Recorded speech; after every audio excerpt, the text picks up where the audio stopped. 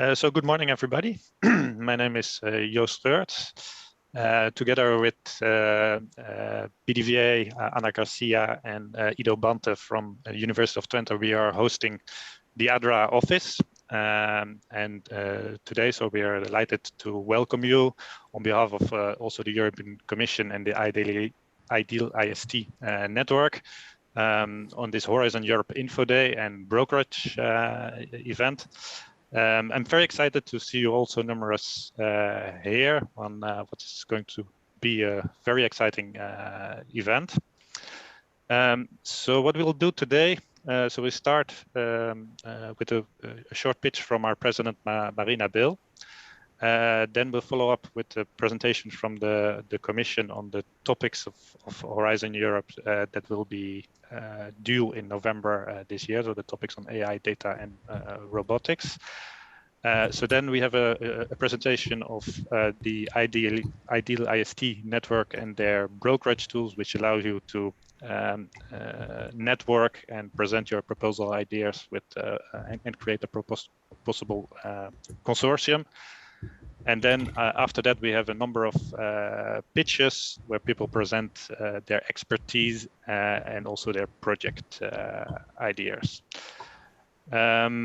So just some practicalities. If you have a question, please post this in the chat, prefix it with a Q and the name you'd like this person to answer. We'll be collecting these questions in a document, and the ones that we will not have time to answer during this session, we'll try to get back to you with this later. So this is also for the people in the YouTube that will not be able to post directly questions to this session, but please do ask your questions in the YouTube, and we'll try to answer them later on. Also, all the presentations will be shared after the event. Okay, so thanks a lot. So then let's start with Marina Bill, so the president of Adra, to give us an insight on what Adra is all about. Marina.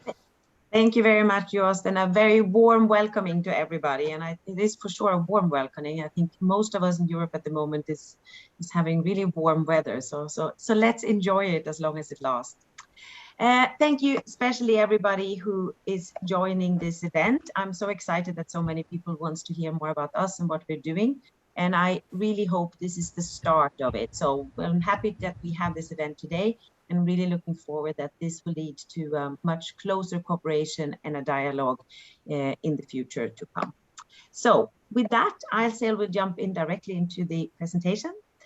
I think most of you know by now, or I hope you know by now, what Adra is about. So this is the co-program partnership with Horizon Europe, where on one side we have the European Commission, the public side, and then the Adra Association on the private side. And the MOU we signed a little bit about, well, more or less exactly a year ago.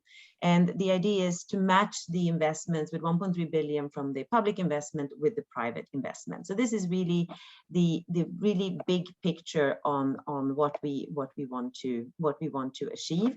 But none of this will be achieved without you. So this is really something we have to do together, all of us, in order to move the needle. So let's go to the next slide.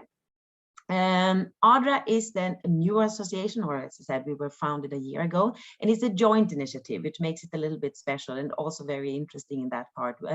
It's joined with 5 different organizations. So you have the Big Data Value Organization, then you have the 3 AI organizations with Claire, EURI, and Ellis, and then on the last part you have the EU Robotics also. So it's really a cooperation between these 5 organizations to really look upon the areas that are common from all of us. So let's continue.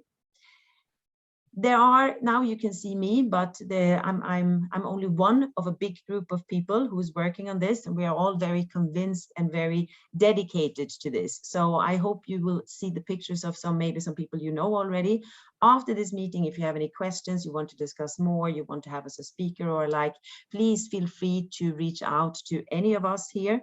We are very, very happy to support you in any way we can, and also to have the discussions about memberships and alike. And as you can see, we come from a variety of different industries, research. Also, our geographical spread is rather wide in this part. And I'm here with 2 flags. There's actually more people here who has 2 flags who are coming from one country but living in another one. So try to have a true split of people in here. Okay, so let's continue. So again, general objectives of the Adra partnership and Adra is really to secure Europe's sovereignty in the area of AI, data, and robotics, in technologies and know-how. Establish Europe as the leader and the leadership in these technologies, since we also have the high socioeconomical and environmental impact that they, as standalone but also together, even more can contribute to, and to reinforce a strong and global competitive position for Europe in these areas. So this is the very high level picture of what we want to achieve. So let's continue from there, and let's look upon a few data points. Why now, and why a little bit the background to both this meeting and why we started this organization at all. Adra is really needed for the digital decade policy in Europe. And if you look upon, and just to take a few data points, there we have a target that 75% of European enterprises have taken up big data, which is maybe not the most ambitious target, because it should even be more, but let's keep the target 75%. If you see where we are today, or where we were at the end of 2021, you can see that we're on 20%. And with the target 2030 on 75%, there is quite a hockey stick to get there. So we have a long road in front of ourselves. And if we look upon the same kind of figures of enterprises have taken up AI, we start on a slightly higher level on 25%, but still far away from the target. So we have really a steep climb to do in these 2 areas.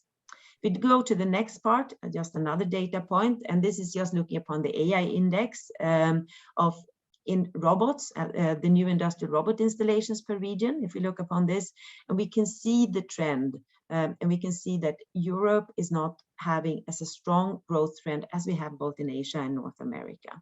So the conclusion of all of this, if we go to next slide, is, and then there I can show a lot of more pictures, but I think we'll just take a few data points. But I think it's clear for all of us that AI plays really a key role for global competition and technical leadership. And we are a little bit behind if you compare us to other regions right now. So it's really time that we do something together. And that is a little bit the background, or the background for Adra, and also why it's so important that we all cooperate around these targets. So let's continue and talk a little bit of what Adra's approach to this is. So we want to leverage the existing strengths in these areas.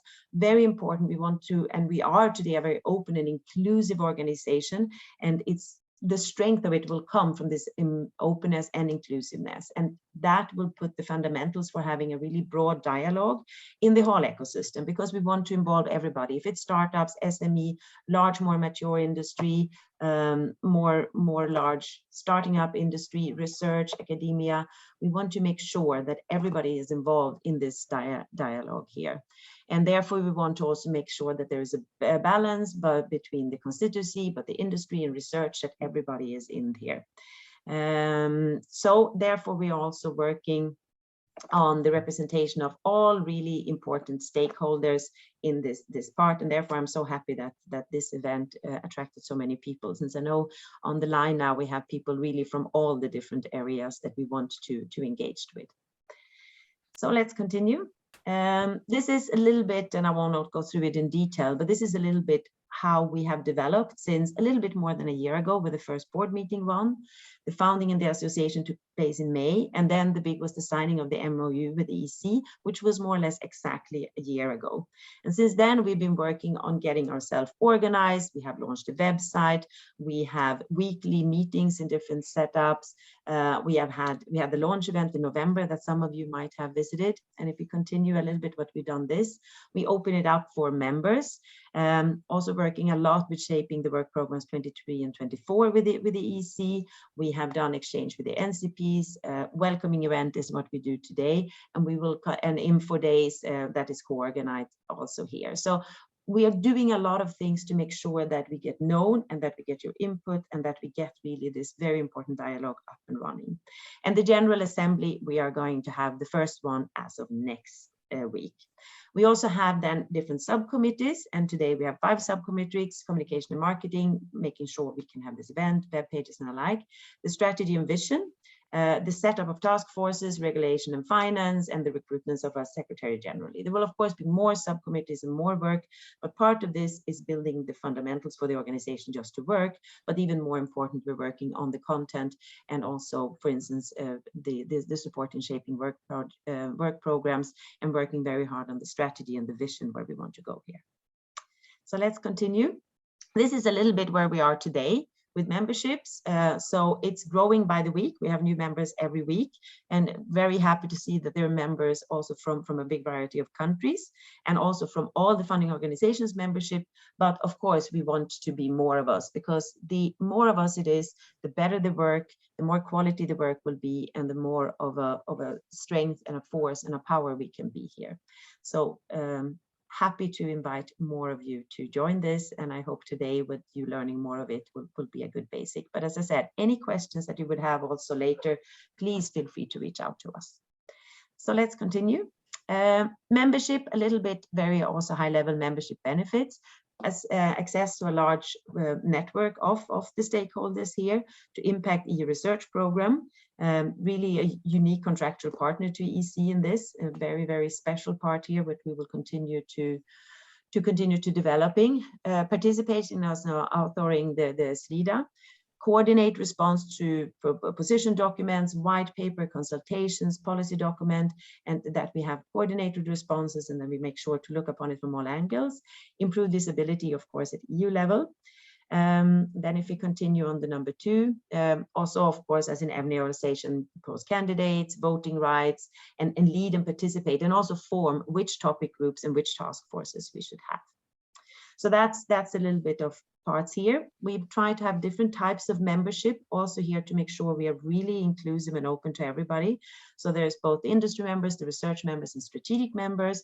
And then without voting right, you can also become an associate member with NGOs and alike.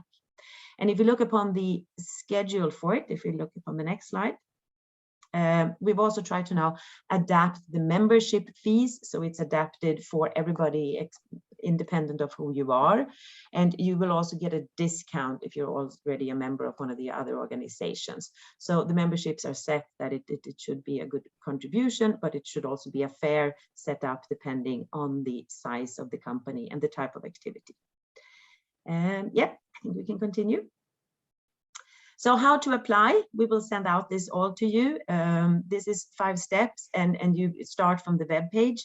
And any support, the Secretary General address can be used at any time. So we're really happy, and so far this process has been working very smoothly. So there should be no obstacles here, and really you start from the Adra website if you want to, and or when you want to become a member. Yes. And with that, very short introduction, and just to summarize it up, we are really proud and happy that we have started Adra. We're really pleased to see the lot of attention, and we're seeing the amount of traffic coming to our web pages, and also people who comes to our events. We want to make sure that we can work even more efficient and even broader with all the really urgent topic that we have to really strengthen the 3 areas here in the EU. And therefore, we also want to see more people and more organizations and more companies being active involvement and members of Adra. And I hope that today will lead to a lot of new thoughts and insights. And again, this is not a one-time event. This is a way to start a dialogue between all of us. So with that, I thank you very much. And in the interest of time also, we'll hand over to the next part of the agenda. So thank you very much, and looking forward, hopefully, since things are changing, to see many of you live soon. Thank you. Thank you, Marina. Do you have time for 1 or 2 questions? We have 2 questions from the audience. Yes. Okay, so I'll read them to you. So there was one question on the graph about the growth of the robotics industry, and it was a comparison between Asia and South America. And the question is if you have any insight how this graph was developed, or how was measured? Yeah, I mean, it's based on official figures that exist on the market of different research. There's different type of research of giving estimates of this one. We base them on what is out there. We can send you the source also here. We also base a lot of the material of what we have from IFR, and the IFR's report for the preliminary figures for 2021 is actually out now, and you will see a similar trend here. So it's based on market research data there. Okay, thanks. And another question. So this is about a member. So if you want to become a member of Adra, do you need to be an organization, or can you also join as an individual person? There, Joost, you can help me now. Let's see now how we do it with individual persons. So yeah, I can answer the question. Yeah, do that. I think you do the correct. Yeah. No worries. So this is a bit different than what we see in associations like Claire and Alice, where you sign up or where you can sign up as an individual person. So in Adra, organizations become members. But then, I mean, of course, once an organization is a member, individual persons can contribute in the way they like. So there's also a question. So I mean, if you then change job, I mean that's again, so the organization is a member. So if you change job, then your new job should be a member as well, or your new, yeah. All right. Okay, maybe then last question for Marina. So the question there is, okay, what is the advantage of being member of Adra and also from the founding of one of the founding organizations? So, I mean, the advantage is, of course, to take part of this new organization, to shape the new organization, to take part of this dialogue, helping with shaping the work programs, being part of the dialogue with the commission, and look upon the interlink between these three areas and what we can do together. So there is lots of advantages here, but also I think it's extremely exciting when you're in the beginning of starting an organization. You can also impact how it works. But being this part where we both take new technology like AI, apply technology like robotics, big data, and seeing, what is the interaction between this one and how can that impact where we live, and really being the strong talking partner into EU. So, yeah. And as we go, we will continue to develop roundtable discussions and forums where ideas and can be used and can be discussed. Okay. Thanks a lot, Marina. Thanks a lot for getting us up to date on what's happening in Adra. All right, so then let's move on to the next agenda item. So this is the presentations of the topic in the Horizon Europe program. So we're very pleased to have Evangelia and Antonio with us today to present the topics. So Antonio, I believe you are the one to start. So please go ahead. Hello, good morning, everybody.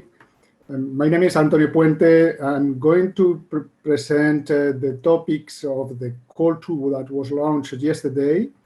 Together with my colleague Evangelia Marquidu, we both work for the unit A1 on artificial intelligence and robotics innovation and excellence at the European Commission.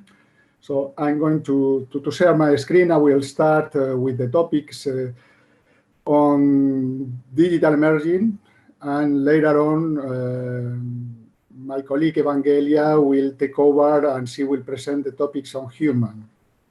So one moment, I'm going to share the screen.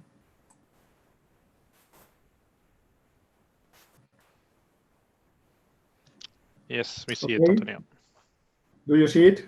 Yeah, we see it very well. Perfectly. So let's start. As I said, I'm going to present three topics, the topics on digital emerging, which are the topics digital emerging 0205, 06, and 07. which were launched yesterday. The call also opened on 16th June and will be closing on 16th November. So we still have a number of months to prepare, but pay attention because the time rushes also, so don't wait for the last moment to prepare proposals if you are interested in. What I'm going to do is to make a short summary of what is in the text of the call, in case that you find any contradiction between my explanation of the call text. Hopefully not, but the call text prevails. So the call text is the legal act which establishes what is requested here in these topics. So let's start with the first one, the topic Digital Emerging 05, which is called AI Data Robotics from Industry Optimization, including production and services. This topic is calling for innovation actions. Regarding the size of the projects, we are the call text specifies two types of projects. First, small focused projects with no financial support to third parties, which should have an approximate budget of 3 million per project, and larger projects with a minimum of 40% of the budget devoted to financial support to third parties, which is recommended to have a budget about 5 million euros. In total, the budget allocated to this topic is 19 million euros. So we are talking about approximately between 5, 6, 7 projects. Regarding the progress of the technology that must be proposed by the projects, the text call specifies that the project should start the development, the research and development activities with a technology readiness level of between 3 and 5, and they should make advance the TRL from 2 to 3 steps. That is, at the end of the project, the action should reach a TRL between 6 and 7. The outcomes that are expected for this topic is first, advancing AI, data, and robotics and automation for the optimization of the production and service value chains. And secondly, artificial intelligence for adaptive production of services workflows to changing the environment, dynamic and predictable resources constraints, capabilities and restrictions of humans, and transferring resources from one domain to another. So as you see, there are one scope that is more focusing on robotics, another one which is more focusing on software and artificial intelligence. It's important that the proposals specify the focus, whether they focus more on productions or on industrial services, because this will be used for funding selection, as at least one of these two focus will be awarded a grant. If it's not explicit in the proposal, it will be assessed at the evaluation stage, but it is much better if the proposer specifies which is the focus of the proposals in line with the text called. Regarding the scope of the proposal is to integrate and optimize artificial intelligence, data, and robotic solutions to demonstrate how they can optimize production and services use cases. The proposals should be use case driven, including some major industrial sectors.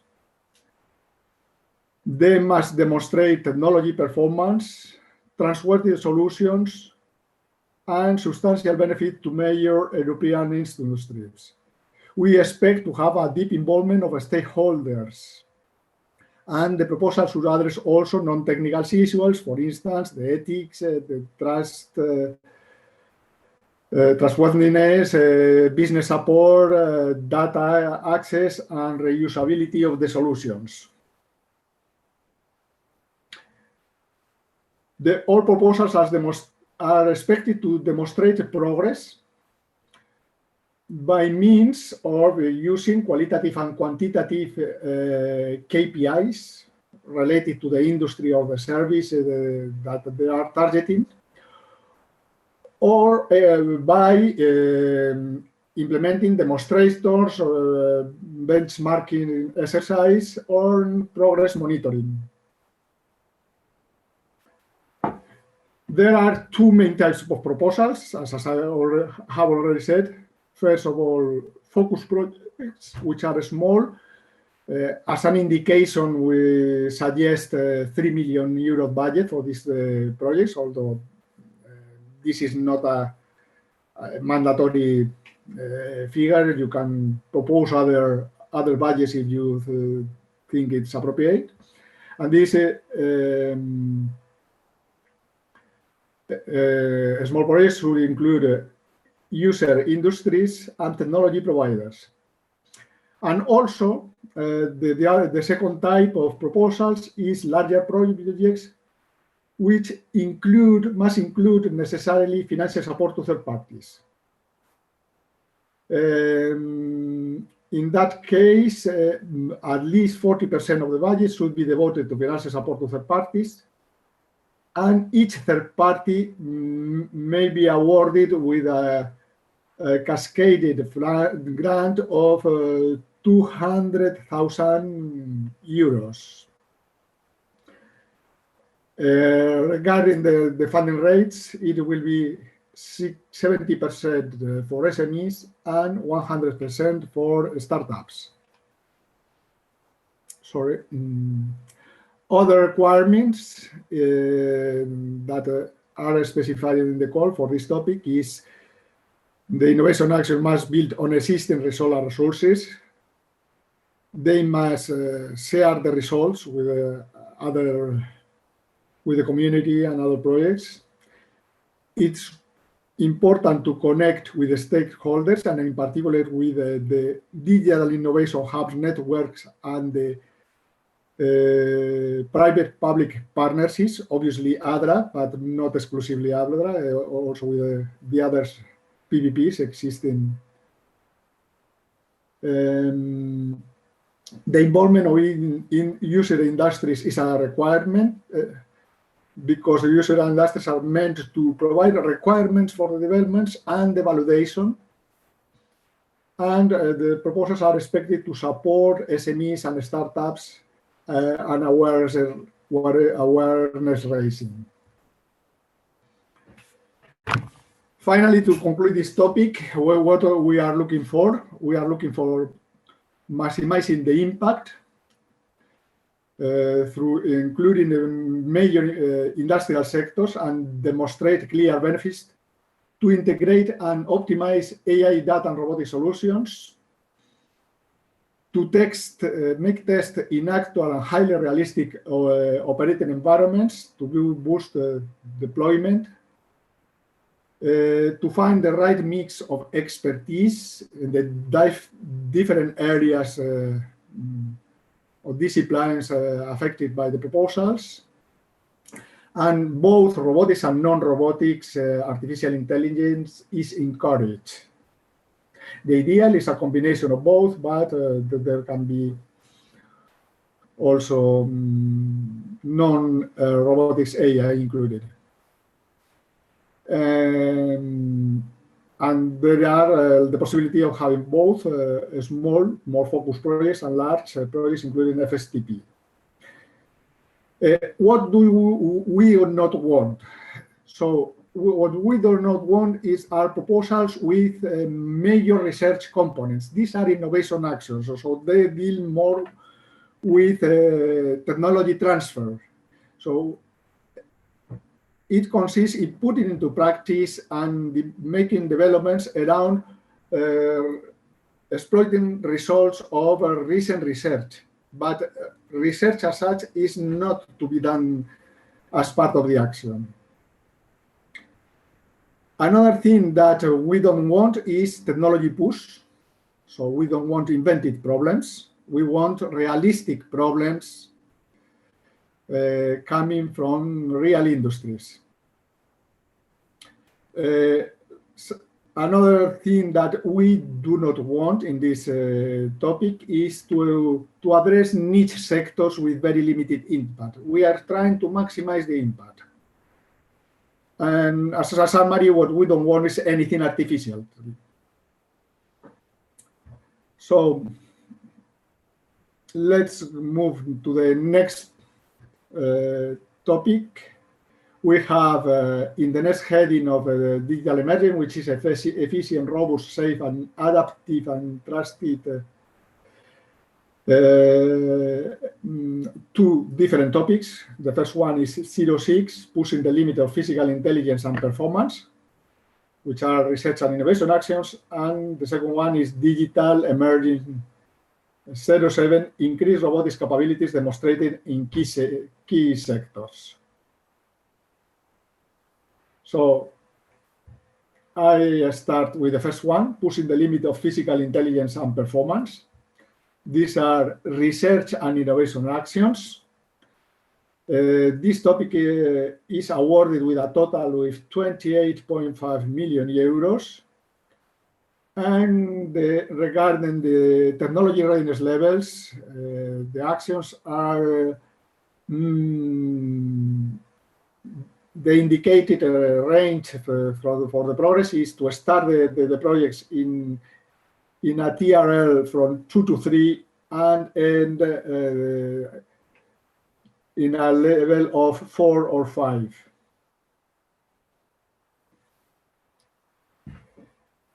The expected outcomes of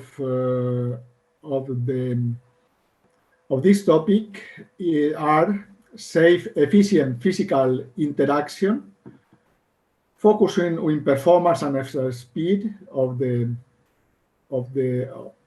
robots. The second is increase in improving the robustness and the adaptability to change, focusing in long-term autonomy and trustworthy and dependable performance. And the third one is on advanced physical functionality, focusing on the capacity, the efficiency, and performance beyond the human capabilities. Each proposal must choose at least one of these outcomes. So not necessarily the proposals do not need to address all the three at the same time. One is enough. Regarding the scope, proposals must significantly extend the physical capabilities of robots. And there are two main scopes. One focusing on physical performance, where the key words for this scope is focusing on robustness and resilience, energy efficiency and improved safety and autonomy, speed in extreme physical conditions. And the second one is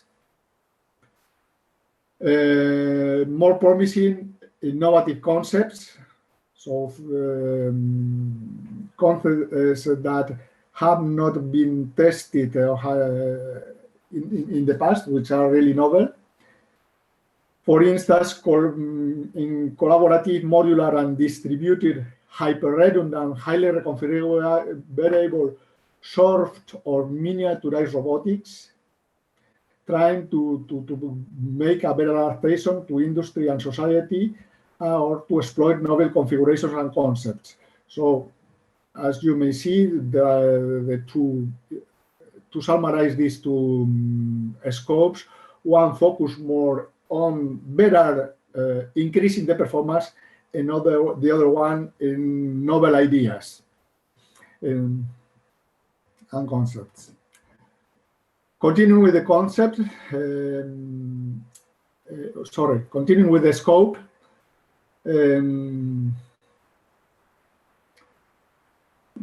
There are a number of elements that I want to add that are requirements of this for this topic, and it's important that you take them into account at the moment of drafting the proposals. The first one is to increase the robot's physical capabilities relevant to industry and service needs. For instance, in terms of actuation, miniaturization, control, trustworthiness, dependability. Second point is the action should embed methods and tools to increase the performance and interaction of robots in real-world tasks where testability is limited. Thirdly, rethink robot bodies to increase the physical interaction capabilities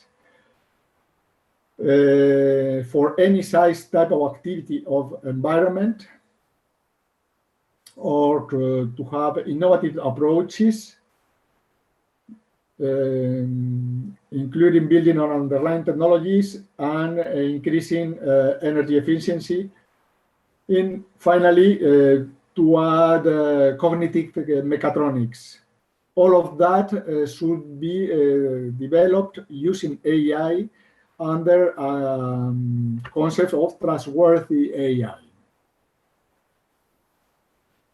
All proposals are expected to demonstrate the progress by pushing the TRL for 4.5 up to 4.5 at the end of the project. And these demonstrations should be done by qualitative and quantitative KPIs, or by using appropriate demonstrators, benchmarkings, and progress monitoring. This finishes this topic. Then I'll go to the last topic that I'm going to explain, which is Digital Emerging 0207, which is titled Increased Robotics Capabilities Demonstrated in Key Sectors. Again, these are innovation actions. The total budget for this topic is 36 million euros. We expect having innovation actions with a recommended budget of about 9 million euros per action. All actions should include financial support to third parties. At least 20% of the project budget should be devoted to third parties, with a maximum of 200 kilo euros per third party. The technology readiness levels must start in 3 to 5, and at the end of the project, they must reach 6 to 7.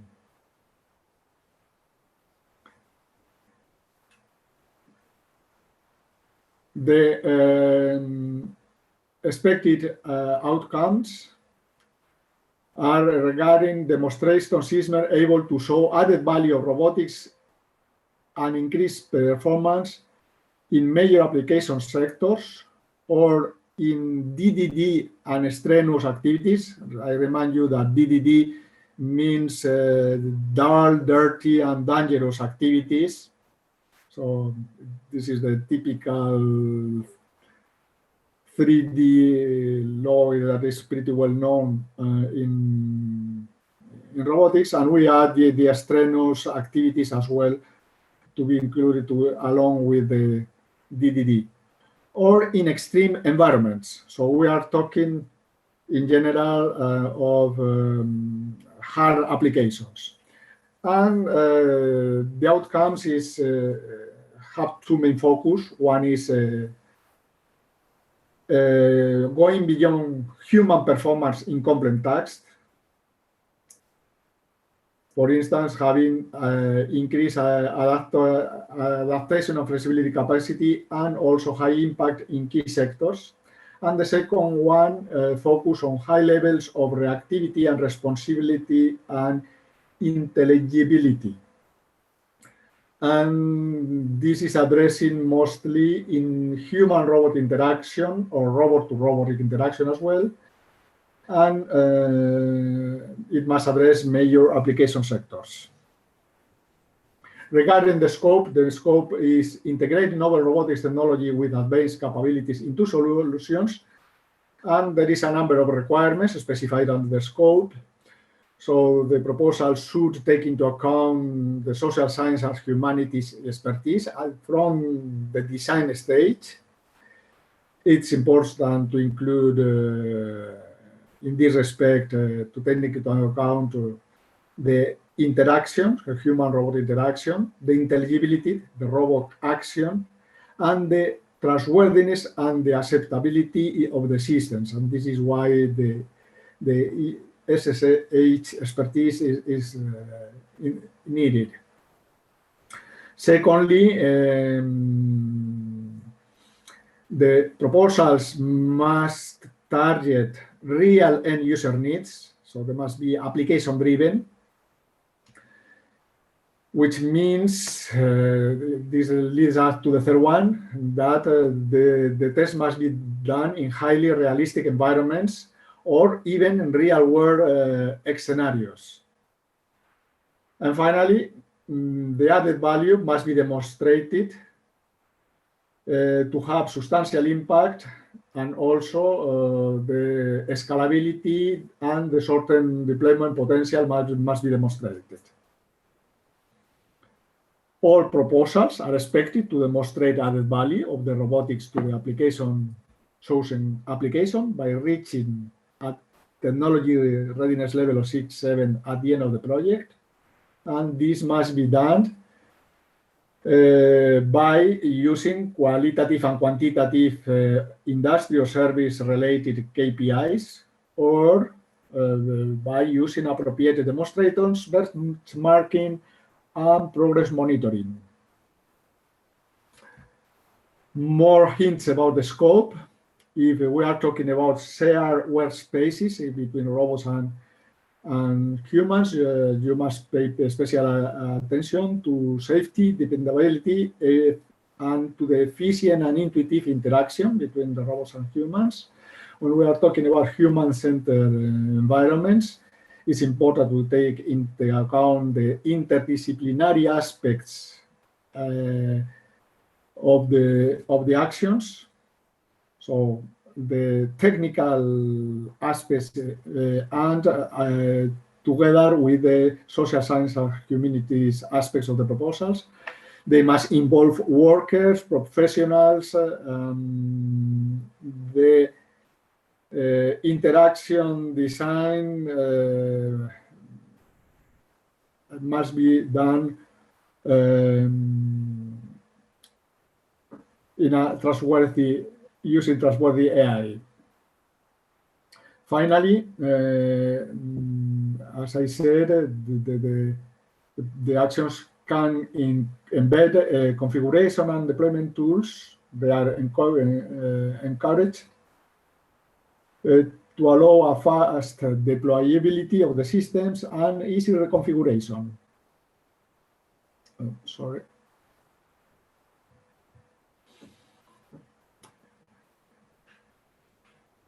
Final aspect regarding the scope. The proposal should have a high impact, should target high impact sectors. And they must include use cases where the technology can demonstrate maximum added value.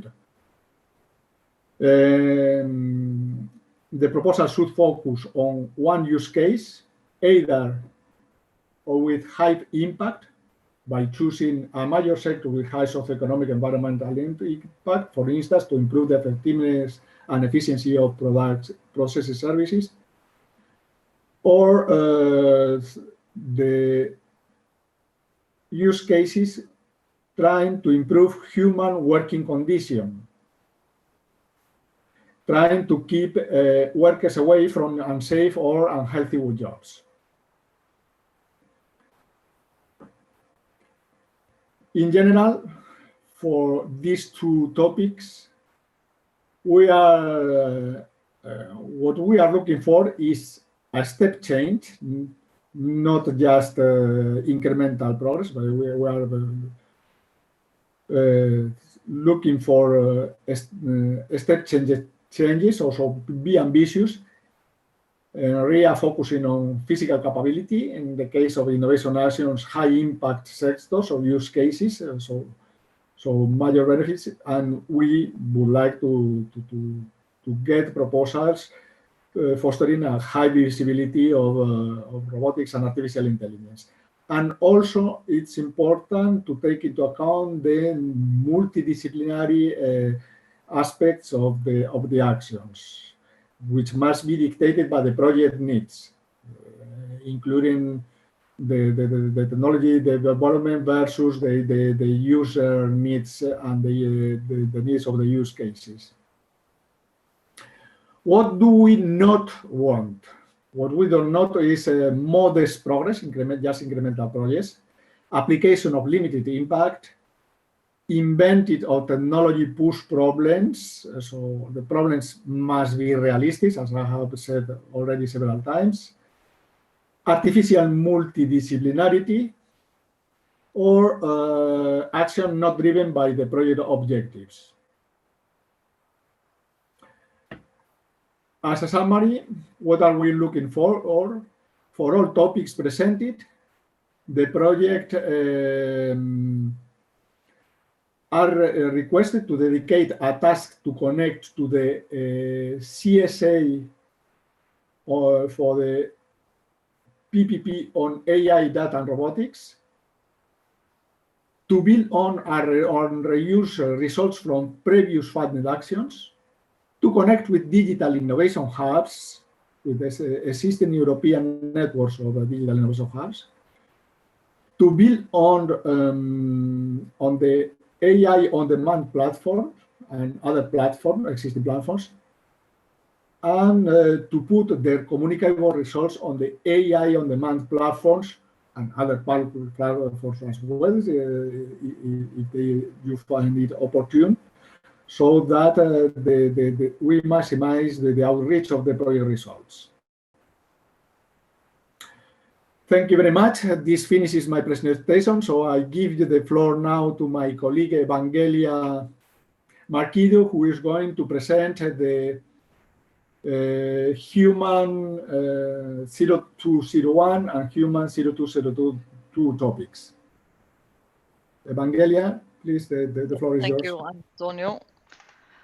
So basically, these are the last two topics that we are going to present here, and they're listed under Destination 6 of Cluster 4, so the leadership in AI based on trust. And the first topic is the AI for human empowerment, and I'll show you the next slide what it actually entails. Antonio, I don't know if you can help me with moving to the next slides, because I think you are sharing the... Yes, I'm going to share the screen again. So I share the screen for you, you mean? Okay, thank you. Perfect. So I'll, one moment. Okay. This is the next slide. Yes, and then the next one. So thank you. So as I said, this is the first one. We can move to the next slide, so where we can show you also the budget table, and no, the budget table I think is on another slide. So what are we looking for in this particular topic? We are looking into the next level of perception, visualization, interaction, but also collaboration. More importantly, more collaboration between the humans and AI technologies and systems that can work together to achieve common goals, share mutual understanding, and learn of each other's abilities and respective roles. So we look also also in innovative and promising approaches that will include also the human in the loop in these things, for really truly mixed human AI initiatives that combine the best of both human and machine intelligence and knowledge and capabilities, and also allow for tacit knowledge extraction. What are we also looking for in the next slide is, and this is something that I saw also in the messages. So when we want you to focus on one or several of the scopes or the expected outcomes, we clearly mention it in the topic descriptions. Here in this, for example, topic, we expect proposals to focus either on A or B, so either on to reaching truly mixed human AI initiatives through human empowerment, or looking into trustworthy hybrid decision support systems. The next slide then will go what do we mean with A, the reaching truly mixed human AI initiative. So combining, as I said, the best of machine and human knowledge and capabilities, including shared and sliding autonomy in interaction, addressing reactivity and fluidity of interaction, and making systems more transparent, fair, and intuitive to use. We expect also systems to adapt to the user, really taking user particularities into account rather than the opposite. Where the proposed systems can, based on analysis, understanding, and anticipation of human behavior and expectations. And on the next slide for the second topic, we're looking into trustworthy hybrid decision support systems with a mixed and sliding decision making for context interpretation, reliability, human-centric planning, and decision making, taking into account interdependencies, and allow also for augmented decision making. Very important here as well, transparency, fairness, and technical accuracy and robustness of those systems, together with validation strategies to assess the quality of the decision of the AI-supported socio-technical system. On the next slide, also what we want, what is important for this particular topic is, on the one hand, the human-centric approach. So we really look for multidisciplinary and transdisciplinary approaches that pay particular attention to intersectional factors relevant to stimulate indeed the novel research avenues in that field, and to as an end goal, improve the user acceptance of such systems. We're looking into collaborative design and evaluation with a true involvement of the users, and that should be considered. Now, the second bullet point is important. This is the first, this is a pilot for this topic. We really expect proposals to dedicate part of their activities, of the work tasks, on investigating novel ways to engage with citizens or citizen representatives in the AI development, with a view to optimize the experience towards improving the usability and experience for citizens, both for at the professional, but also the daily life environment. So we will really look in the proposals, and we will potential proposals have to really make sure that there are resources and tasks dedicated to this aspect. It's a pilot for this, but as we said, for all AI topics, but also the topics that my colleague presented earlier, the trustworthiness and the user acceptance is important, and we believe, especially when it comes to collaborative intelligence and this type of projects and research, that we need really to engage with the end users as well. So this is something that we will pay particular attention to. Next slide.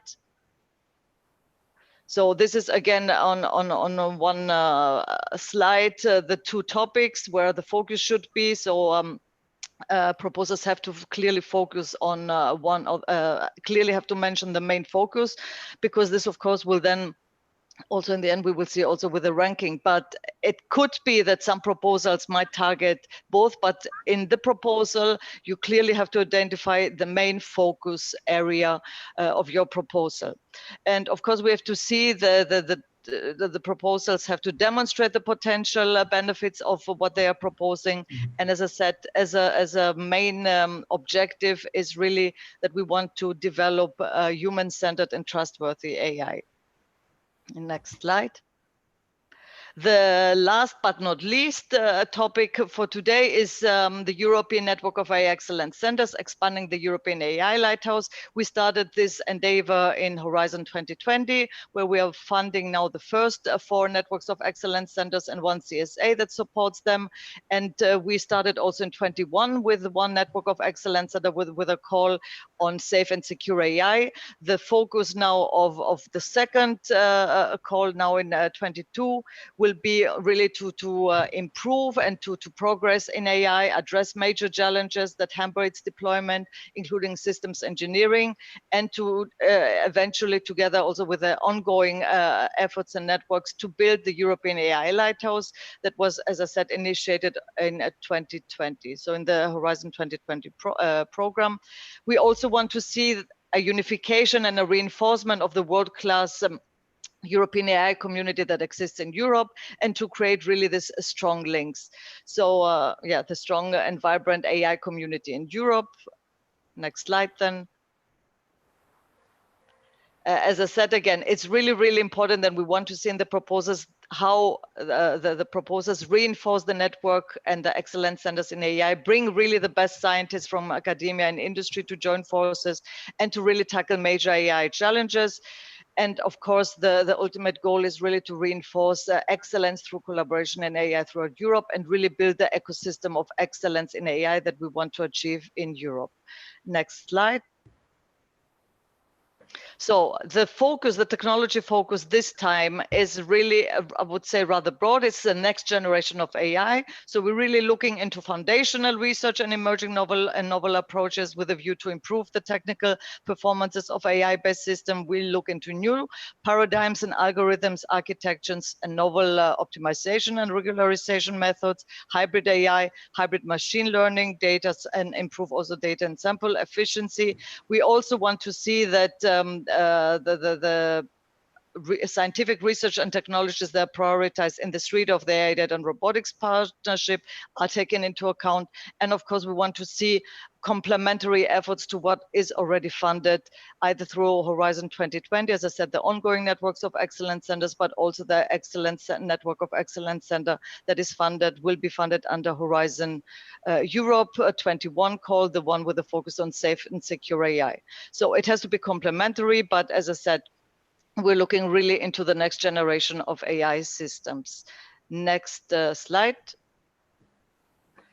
So what we do not want to see is, we don't want to see scientific progress that is disconnected from industry needs or from societal challenges. We don't want to see incremental kind of progress or any kind of lack of ambition. And we don't want to see a purely technical approach. For it's very important that societal, that SSH is taken into account. So social science and humanities is very important. The gender dimension is equally important, as you will see also in the topic description. These are the aspects that we want to see. We want to really see world-class expertise in AI, and this is something that you will have to demonstrate in the proposal, why the consortium and the key people working in this proposal are world-class in the particular areas that you target in your proposal. And we really want to see kind of, we do not want to see disjoint efforts, which means we really want to see joint efforts, as we said, the bringing together, unifying and reinforcing the AI community around Europe. Next slide. So what is new? I mean, the first topic, the one with AI for human empowerment, is a totally new topic. We will follow up in this towards this avenue also in the upcoming work programs. What is an ongoing exercise, as I said, because it's part of building the European AI Lighthouse, is the call on the network of AI excellence centers, and all topics are relevant to the PPP, to the public-private partnership. And we also want to see in the proposals tasks allocate to the proposals to allocate tasks to contribute to the private-public partnership. There's also a CSA coordination support action that will start, that will also support the partnership, and we want proposals to collaborate with them. Equally important, we want to really see also efforts and tasks, allocated tasks, to contribute and collaborate with the European AI on Demand platform. Next slide. I think these are all slides. We can skip them. So yes, the previous slide. So what are the next events that we are planning? there is going to be, at least planned for the moment, the European Research and Innovation Days on the 28th and 29th September of 22, where you will get also first glance at what we are proposing for Horizon Europe Work Program 2023 and 2024. And as I said, you have a big opportunity to shape the future work programs and research priorities to be funded under Horizon Europe by joining the Adra. So this is a call for you. If you really want to shape it, join the partnership and the AI Data and Robotics Association. And with that, I think we are closing our presentation and we can open up for questions and answers. Thank you.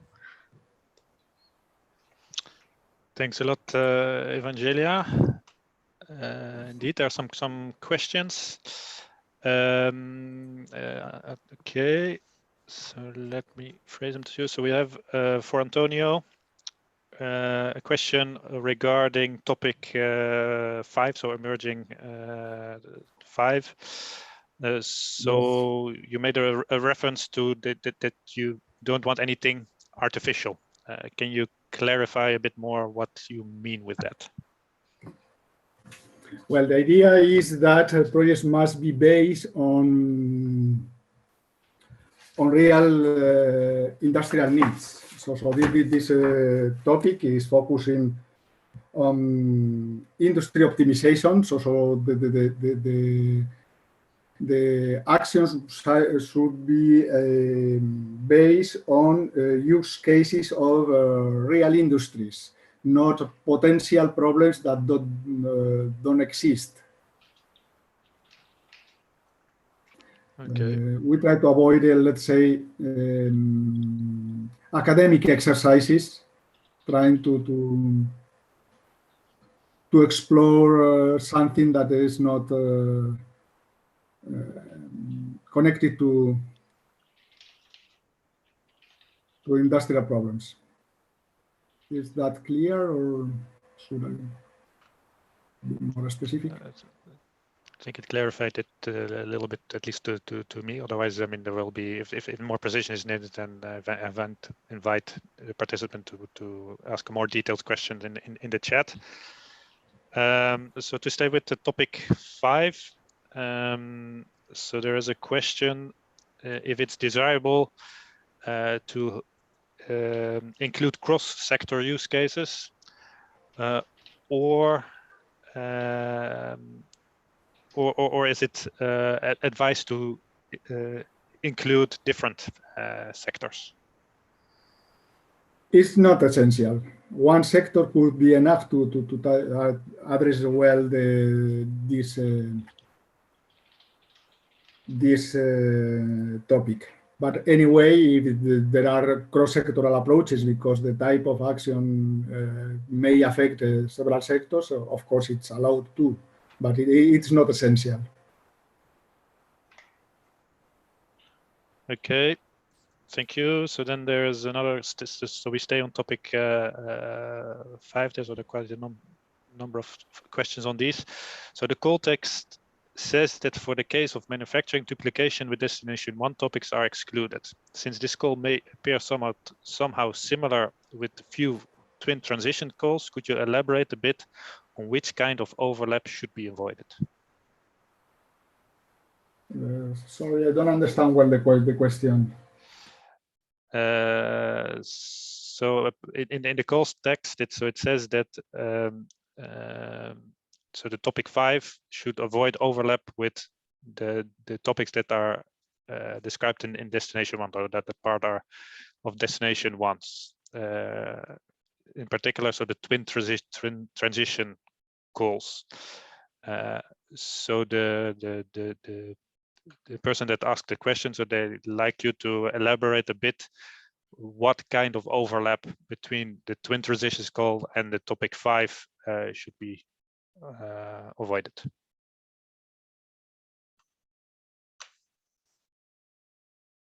Does it make it more clear?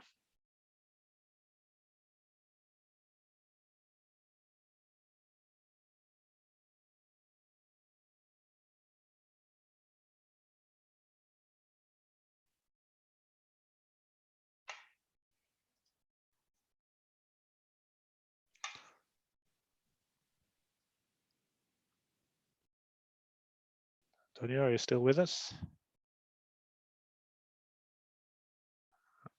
Seems there is a connection issue.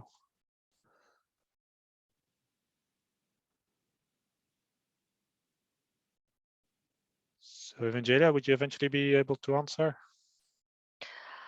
Or we wait until Antonio is back and you give me the questions on the topics that I presented. Maybe that would be easier because maybe also Antonio is looking into the topic description. Okay. All right. So we also have a number of questions for you. So there's a question on human 0201. So the next level of perception, visualization, interaction, and collaboration, humans and AI systems working together to achieve common goals, sharing mutual understanding and learning of each other's abilities and respective roles. Can you give 1 or 2 examples of what you intend as common goals? That depends, I think, on the system that you put in place and in which sector, if it's healthcare or whatever. I think in the end of the day, we say common goals because we see the systems and AI together with humans as one kind of team. And the common goal is, of course, the objective of that tool. So I don't think I have per se now immediately an example, and I'm not an expert in collaborative intelligence.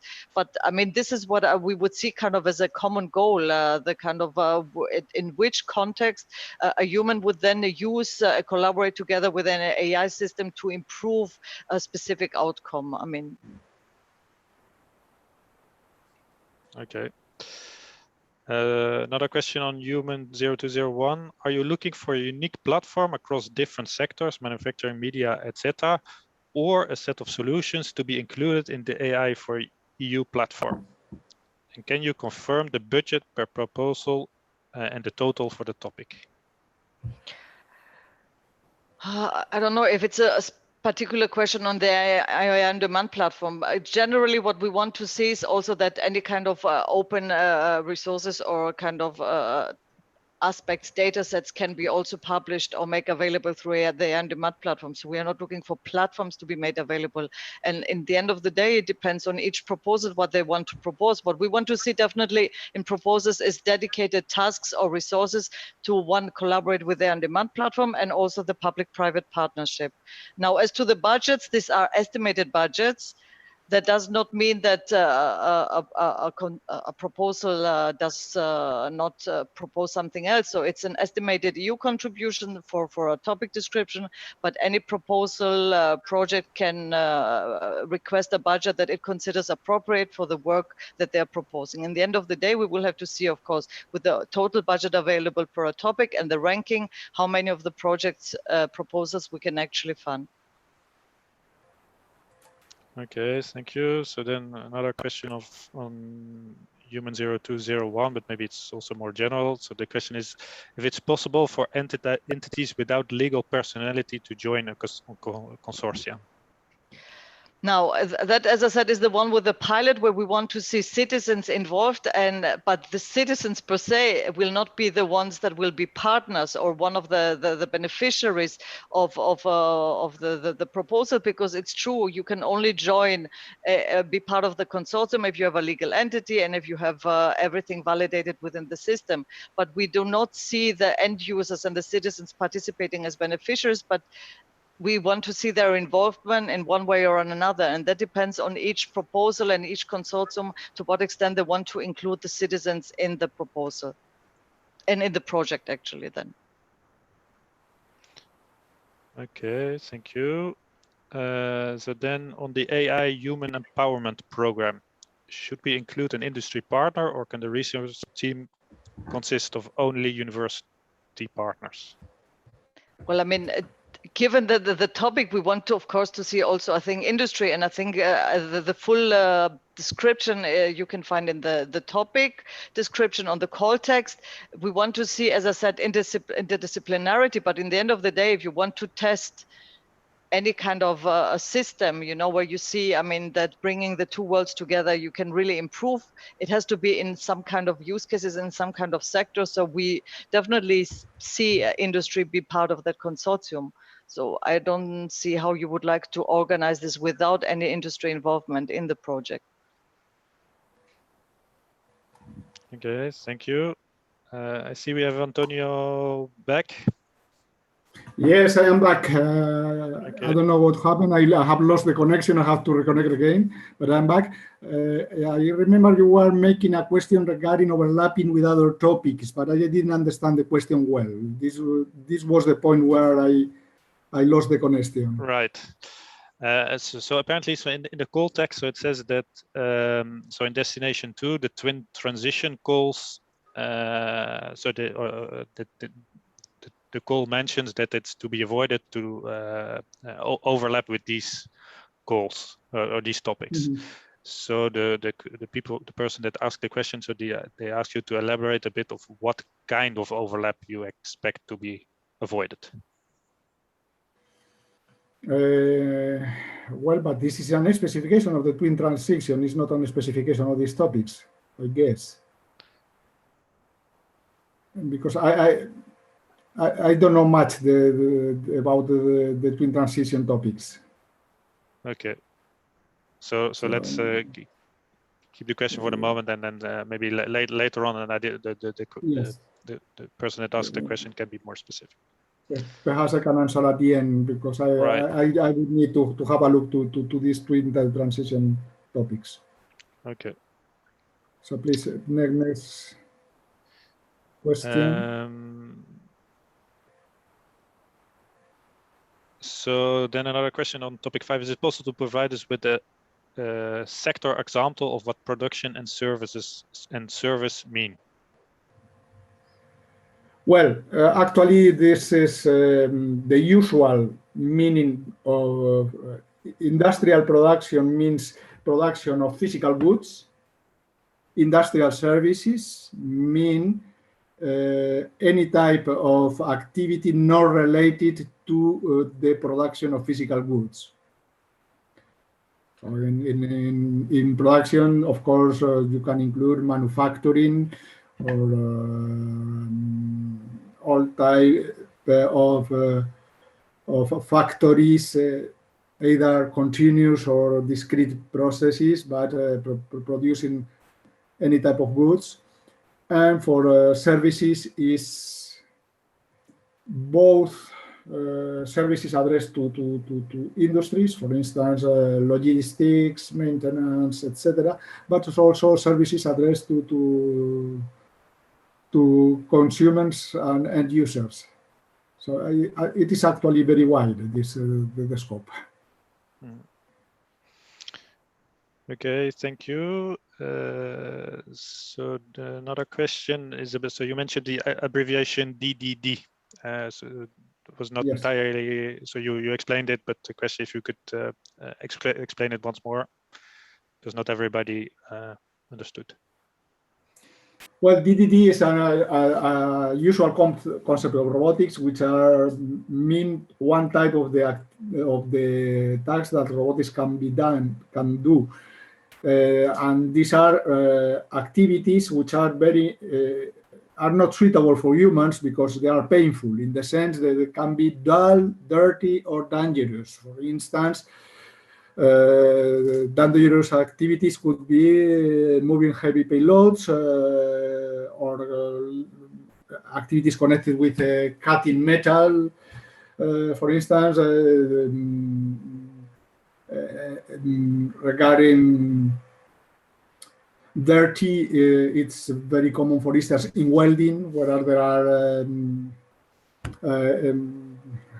in our welding activities there is the production of gases that can be unhealthy for the human worker, and that is monotonous and repetitive activities which are typically assumed by robots. And to that we added the activities which are strenuous, also for human. So robots replacing humans in this type of activities which are rather painful for human workers. Okay. So then we have a question still on 0205. So the last slide was not entirely clear. So you mentioned, so this is on the FSTP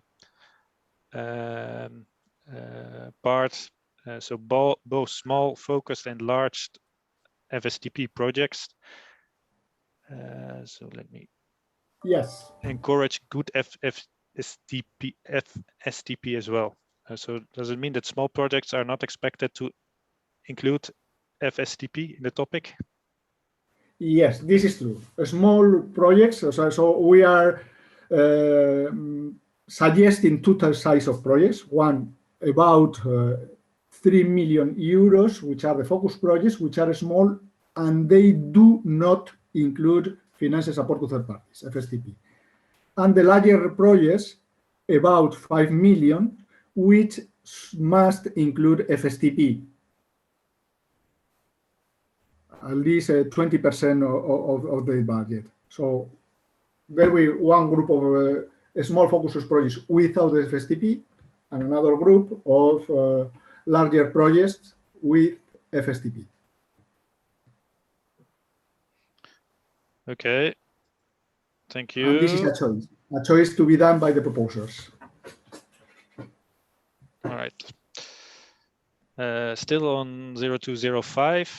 So there's a note in the work program which says, note in the case of manufacturing, duplication with destination 1 topics are excluded. So I guess that's the topic we discussed before. Therefore, proposal in this topic should demonstrate that they address topics different from those addressed in destination 1 topics. Yeah. The question is to elaborate a bit more of what this means, if possible. Yeah, in that case, unfortunately, I cannot answer clearly because I must have a look to what destination 1 specifies. Okay, yeah, very good. All right. All right.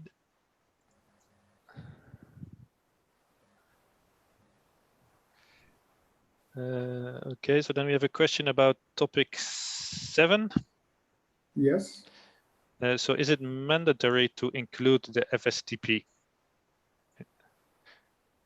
So in relation to topic SIP, and so actually there are 2 questions. So first is it mandatory to include final support to third parties in topic 7?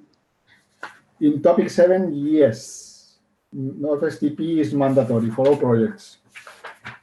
Okay. In topic 5 is an option. We have a small focus projects without FSTP. In topic 7, all the projects must have FSTP. At least. Okay. And regarding topic 6, is there a risk that applications addressing only one expected outcome will be kind of penalized? In topic 6, you mean? In topic 6, yeah. Yeah. No. At least one scope must be addressed. Only one is enough. There may be good proposals.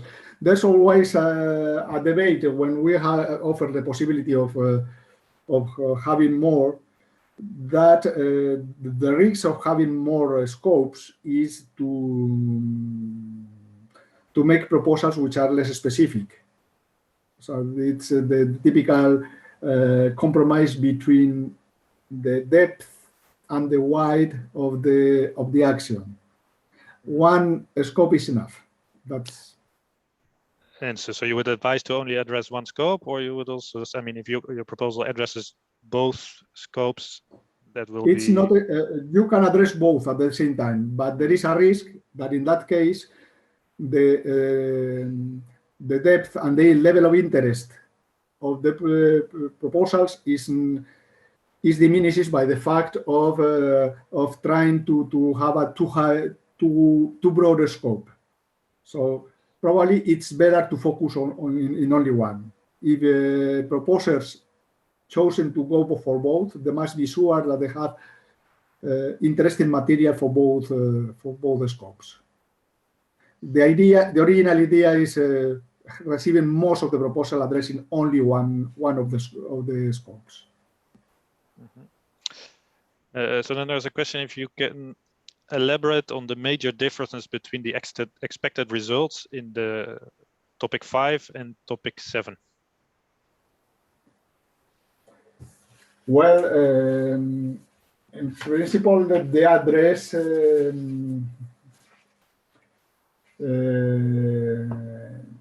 different aspects. In one area, we are focusing more on industry optimization, whereas in topic 7, one moment, we are focusing more on the robotics capabilities. So in topic 7, we are looking more on the technology. Topic 5 focus more on the application, on the industry optimization. Okay. Well, it is true that there is a certain overlap. Certain projects could fit on both topics. Right. It's up to the proposers to choose on which topic the project fits better. Right. In some cases, it will be pretty clear, and in doubt-proof cases, the proposers should think about which topic is better. What is clear is that they cannot submit the same project to do both topics. They must choose only one. Mm-hmm. So then a question on topic 7, 0 to 7. So robotics, can these include drones and IoT? And also if the environmental monitoring could be considered as a key sector. So there's 2 questions here. For the topic 7, drones for sure can be included. IoT, if IoT is integrated into robots, yes. If it's IoT isolated, so there is no actuation capacity, for instance, measuring devices, a meter. This is not a robot, obviously, even though it's IoT in there, is not the target of this topic. But IoT as such, as an element more to be added to robots, so robots with IoT capacities, yes. Also, you said another question regarding environmental. Yeah, so the question is if the environmental monitoring could be considered a key sector. Yes, it can. Okay. It can be. All right. Okay, so then we have a topic on, I guess that's human 0201. So I guess that's in Evangelia. Is it requested or preferred that the proposed project can be applied in more than one sector, for example, healthcare and mobility, or are sector-specific proposals also welcome? If it's not specified in the topic description, I think we leave it up to the consortia what they want to propose. I mean, it's always difficult to keep this balance between being too prescriptive but allow for innovative ideas. So we are looking for innovative ideas, and if based on the proposal idea, you can demonstrate it in more than one sectors. Of course, it makes sense to demonstrate it in more. It depends really on each proposal and what in which area they want to improve it, and whether it's enough to demonstrate it in one sectors or in several. We really want to see, I think, innovative ideas and how you want best to demonstrate the innovation and the work that you will do. All right, so then I have a general question on how do you expect proposals to connect with digital innovation hubs in practice? Can you elaborate on the requirement, make use of connection to DYHs? No, it's difficult unless it's specifically described in one of the topics. What we really want to make sure is that proposals do take advantage of all the other instruments and other activities that are funded by the European Commission, like, for example, the digital innovation hubs, where a majority of them are focusing on AI, but also on robotics. So where it makes sense, they should kind of really connect with them. And it depends probably if it's an innovation action or not. It makes more sense, of course, for innovation actions, but in any case, we want to see proposals to make really effort to connect with the other kind of activities in order also to kind of network, but also to further disseminate and collaborate with those kind of initiatives. All right. Then one more question for Antonio on the topic 6. So is it possible to improve the robustness and physical capabilities of robots using software solution alone, or is this possible, or it should be software? Yes, it is possible. It is possible. It's possible. For instance, if just to give an example, if there are techniques dealing with robot operating systems or middlewares, or improving the perception capacities by using data fusion, which is mostly software, it doesn't include necessarily mechatronics. So obviously there must be a robot, but an existing robot. So the development is not based on the mechatronics part of the robot. It's only focusing on the software part of the robot. But yes, approaches dealing only with softwares are allowed. Okay.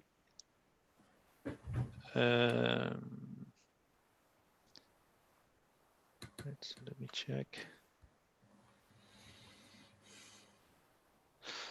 Okay, so there's still a question on topic 6. So if it's possible to address only one of the 3 expected outcomes. So let me read the question, because I'm sorry, it's still unclear to me. We can focus on addressing only one of the 3 outcomes, and we can focus on only one of the scopes, or physical capabilities, or developing promising innovative concepts. Is that correct? Yes, it is possible. For topic 0C, using name. Yeah, that's it. Yes, it is possible. It's clearly specified. The proposal results are expected to contribute to at least one, which is means that only one is allowed.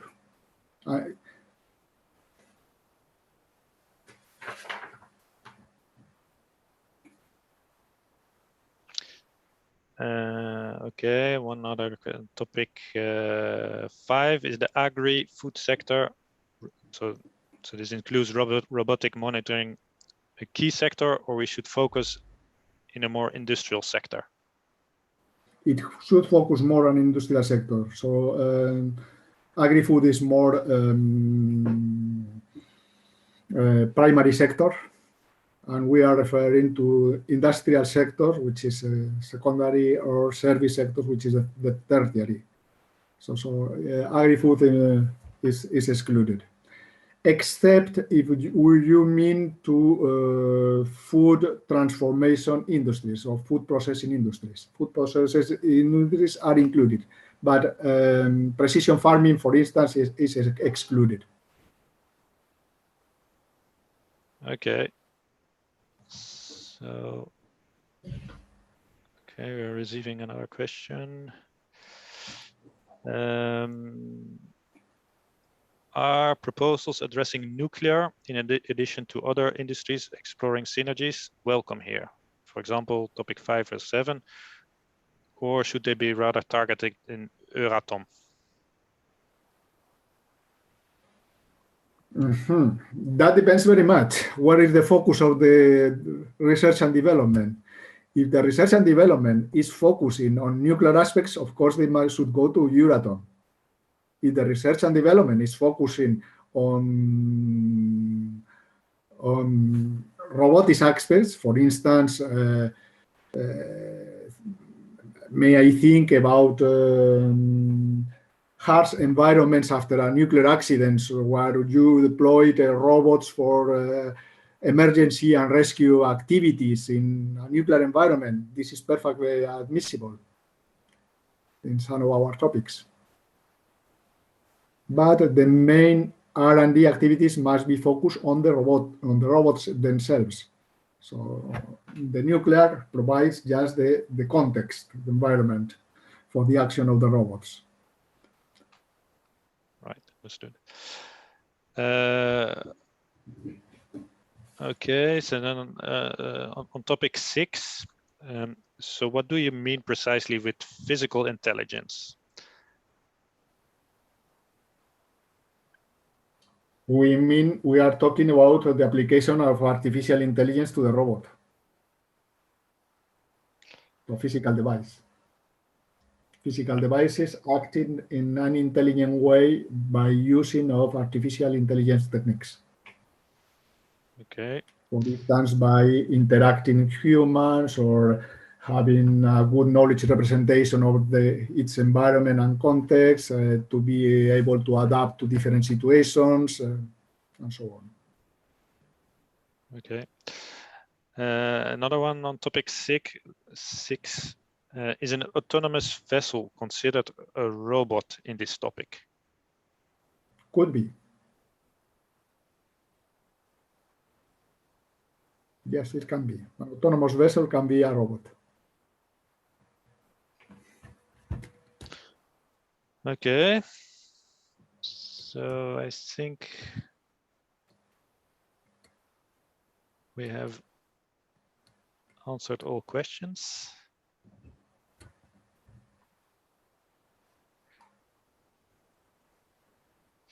So there's one I see. Can you elaborate on the amount of research expected in the innovation actions 025 and 027? You mentioned that a major research component is undesirable, but this leaves a lot of room for speculation about what is and what is not expected. Even if an industrial partner wants to use my algorithm in a specific problem, there's inevitably a certain amount of uncertainty about whether it will work or not, which requires research to address. Yeah, this is a difficult question that is it's very frequent. Basically, this means to the difference between what a research and innovation action is compared to an innovation action. Research and innovation actions should focus on research activities where the research component plays a big role in the action. However, in innovation actions, what we try is not to develop new knowledge, but applying this knowledge to new situations or new industries where it had not been applied before. So the focus is more on the application rather than in developing new science, new scientific methods, for instance, for, let's say, making knowledge representation of the environment. Just a typical case.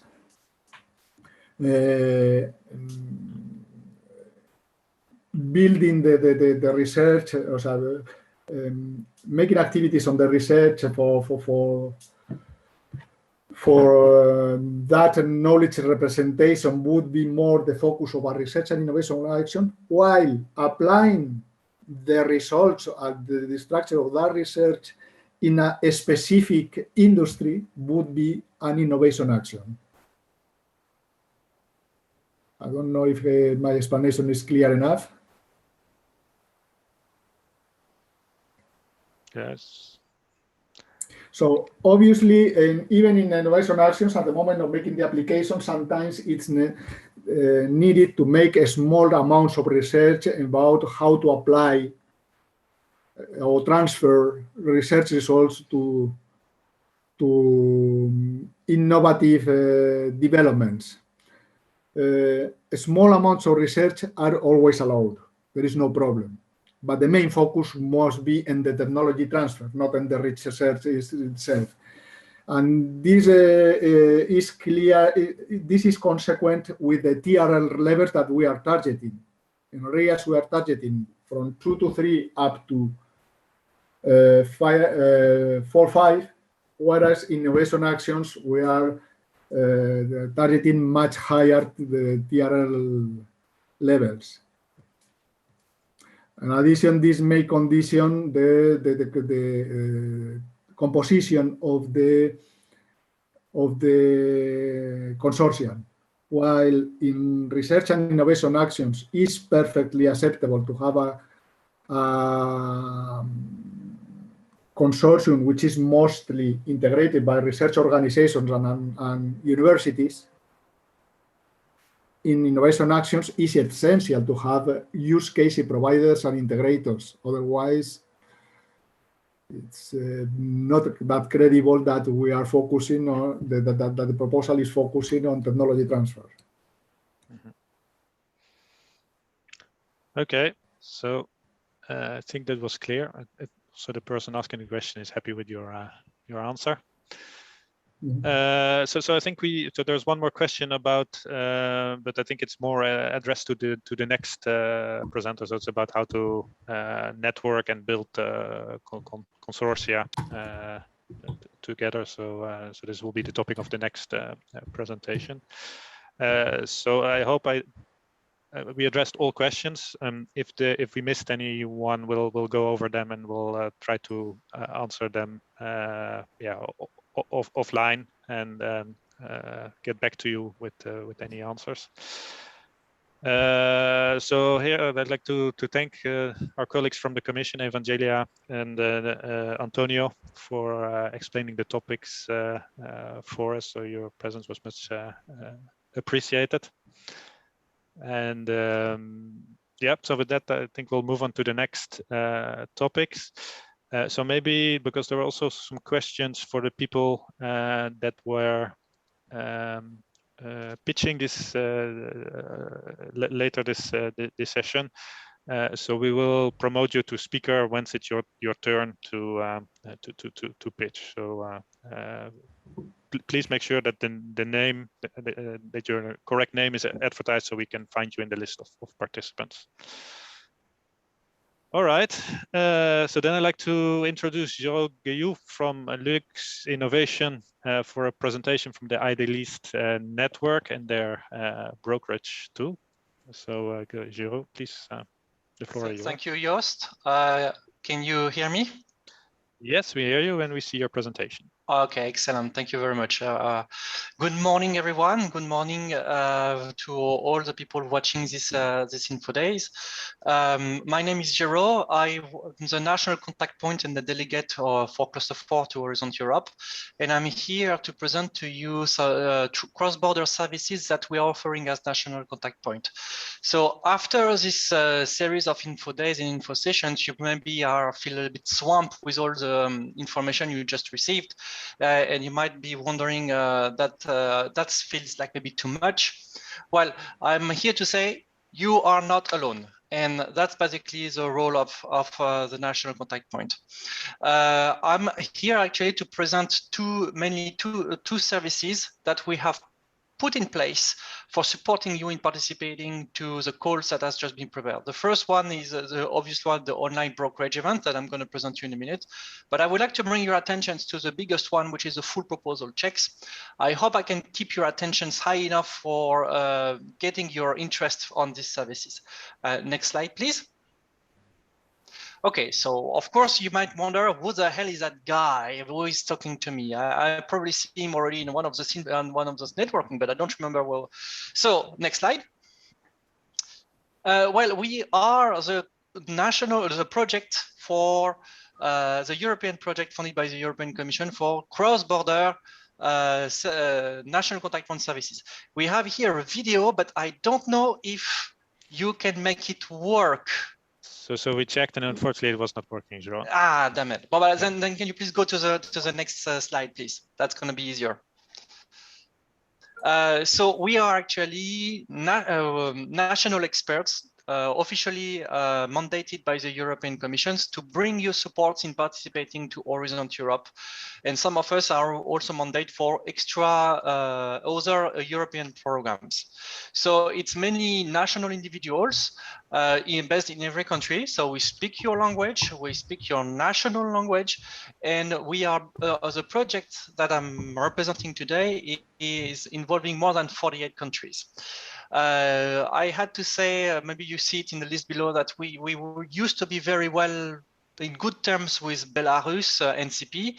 At the moment, it's suspended for obvious reasons, and we have no connections with Russia so far. But please remember that we are the longest serving national contact point project, and we are spanning over more than 48 countries, far beyond Europe. Next slide, please. And what we are offering is we are offering transnational support to applicants. So you might be familiar with your national contact points and with the service that your national contact point is offering to you as national participant. But there will be one moment when you build the proposals for a European project when you will have to go at an extra level, which is the European level. And as from this moment where the national jurisdiction stops. Well, thanks to the funding from the European Commission in these projects, we are able all together to offer extra services, cross-border services to you. And we are really here to support you in any aspect in the applicant. Next slide, please. So very briefly, next slide. The services that we are offering. You have here a snapshots of the services that we are usually offering. We are offering a partner match search.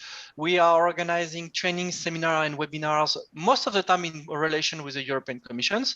So we participate to the Infodays, we communicate on them, we organize specific trainings on thematics, or even sometimes on the topics themselves. We organize brokerage events. We have a toolbox for proposers, which gather just actually a series of analyses, a series of support tools for building a proposal, for example, the budget, or for understanding better the topics. We have specific notifications, so some marketing and communications for digital-oriented informations. We work very closely with BDVA, ITSA, Adra in general, I should say. We have a very good cooperation. And we are also organizing proposal checks and full proposal review, and then come to that in a minute. But before doing that, I would like to bring your attention to the last service that we have, which is called the topic tree, which is actually a mapping of all the topics related to digital, but also not just the topics that are currently open, but also the topics that used to be open. The idea of this topic is just this topic tree is just to visually represent the evolutions of the topic among the time, and to understand that what you apply today for this call that's going to be in November, well, it doesn't come from nowhere. It comes with an history. It comes with a background. It comes with actually a series of portfolios of projects that has been pushed forward. The topic tree is a visualization tool for these evolutions, and it's available for you on our website. You can freely go and use it. Next slide, please. Of course, our main activities, or at least the flagship, one of the biggest visible activities is a brokerage event. Unfortunately, for the last 2 years, they were online brokerage events, which actually bring me to the next slide. We have just opened a virtual brokerage event for you, which is now online, where you can go just registered under your profile and set up partner search or ID dissemination, project ID disseminations, and you can book meetings with proposers. This online, you have the website on the bottom right of your screens. The second URL is not yet working, but it will work soon. So for the moment, don't worry, just use the big one. And what I would like to inform you is that this brokerage event, we deploy it in cooperation with Adra and the European Commission. It's going to be set in place until the close of the deadline. So basically, if you enter today a profile, this profile will be up and running until the close of the project. You can have project ID, you can express expertise, and you can also just share requests. And you can organize meetings thanks to this marketplace. It's open. I can only invite you to already register if you are looking for specific expertise. And I can only invite you also to go have a look for maybe a consortium looking for partners. Next slide, please. But the main flagship services that we have successfully sustained during the pandemic is the full proposal check. The full proposal check is a specific service offered by Ideal-ist where we are mimicking the evaluations. So basically, you're going to have in the next slide the presentation, but basically we are inviting coordinators of proposals to submit your advanced draft in advance to us, and we are hiring experts, evaluators, experts that are used to run evaluations for the European Commission, and they do an evaluations like in the same context of an evaluation with the European Commission, and they give you feedbacks. They give you feedback so that you can improve your proposals for the final and complete evaluation. I'd like to bring your attention that we work just with Adra in Robotics to find dates that would not be clashing with anything. And we have established a date to the 24 and 28 October 2022. I'll come back to that in a minute, but can I have the next slide, please? Thank you.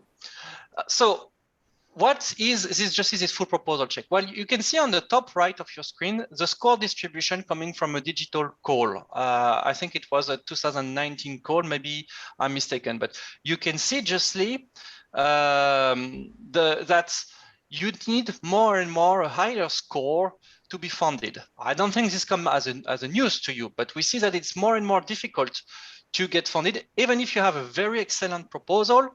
Well, sometimes excellence is no longer enough. You need to go higher. So the idea of these services is just to try to get even better proposals, more than excellent proposals. And you can see on the bottom left, just see how we run those, we used to run online this FPC. So it's a mock evaluation, really. It's a mock evaluation of your proposal. You send us your advanced draft.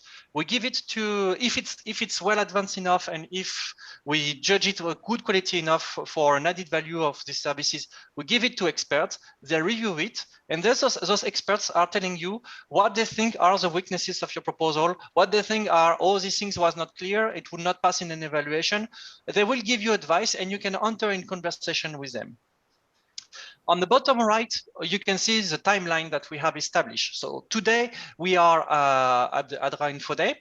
We're going to organize with the help of EU Robotics at the end of this month also a specific ID check with our friends from EU Robotics at the ERF. For your information, in case you are involved, we are also organizing an FPC for cluster 1 and cluster 6 topic at the end of July, but that is just because there is some in these two clusters and the call for September, there are some topics related to digital. So in case you are already involved in those, just know that we are organizing the same services for cluster 1 and cluster 6. But what is the most important for you is what is on the right after the little sun representing the summer. We will run, the deadline will be the 7th of November, and we will cover the two calls inside cluster 4, so the one on digital emerging and the one on human. So that means you're also going to be covering artificial intelligence, but also we're going to be covering the graphene call.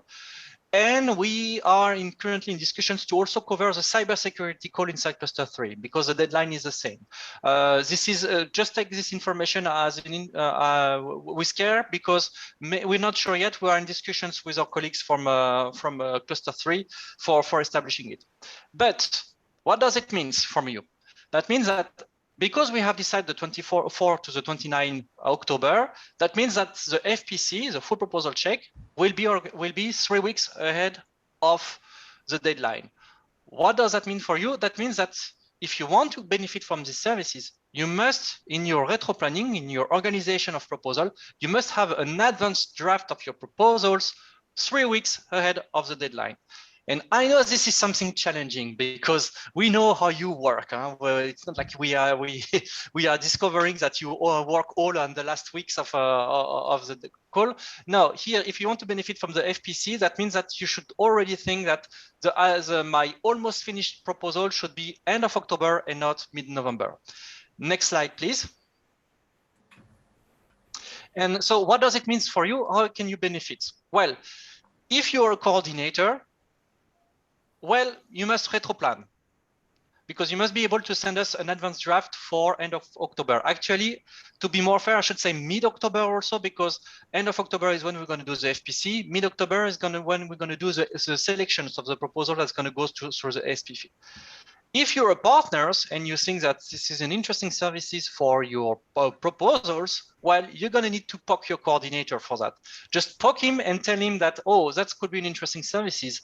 We would like to participate, so be aware about that. Finally, also, if you are an expert, because we are making this review by external evaluator for the credibility of these services, we are looking for volunteers experts.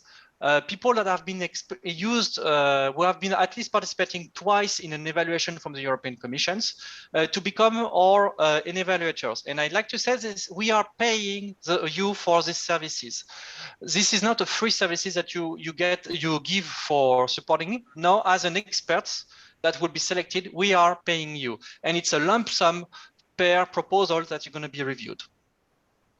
And finally, if I can ask for your help, is that since we are looking for evaluators and you might have some conflict of interest because yourself you're participating to proposals, we'd like to ask you to disseminate these informations. We ask you to disseminate the fact that we're looking for an expression of interest of proposals. However, we ask you to do it discreetly.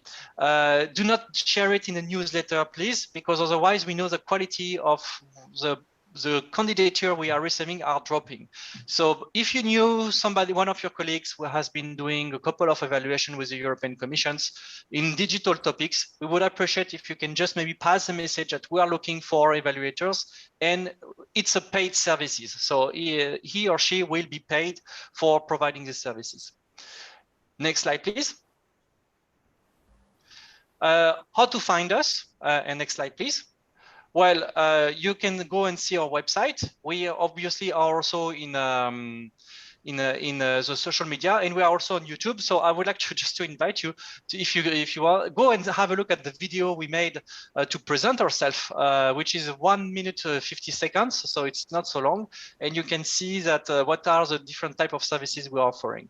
And I think that's concluded my presentation. Next slide, please.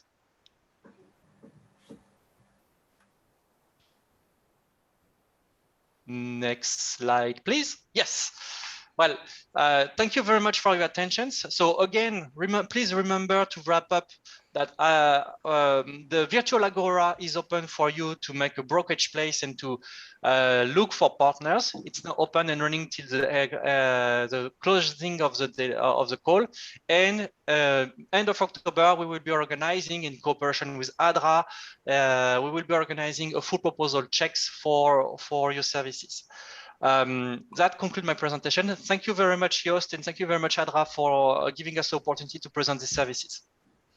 Thanks to you, Jero, for presenting the Ideal-ist network. So do you have time for answering some questions? So we received some questions from the participants.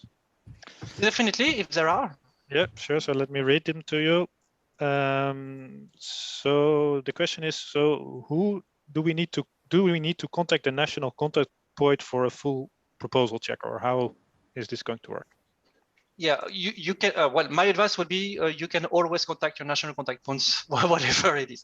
But we will soon launch a website where you're going to be able to register. It was not yet ready today, so that's why we didn't share the link. But it's going to be made online soon, and we hope we agreed with discussions with the rest of the of Adra that they're going to communicate in their newsletter the participations this website. So you can contact your national contact points. For letting them know. You can contact me. You have my emails on the bottom of these slides. And obviously, the website will be launched soon. Okay, thank you. There's one more question on the evaluation services. Is this free of charge for the proposers? Yeah. Oh, I'm very sorry. I should have said it's indeed. Yes, it's completely free. It's free for the participant. It's the evaluator that participates as experts are paid. And I hope that you can understand that in those cases, we are making a selection process.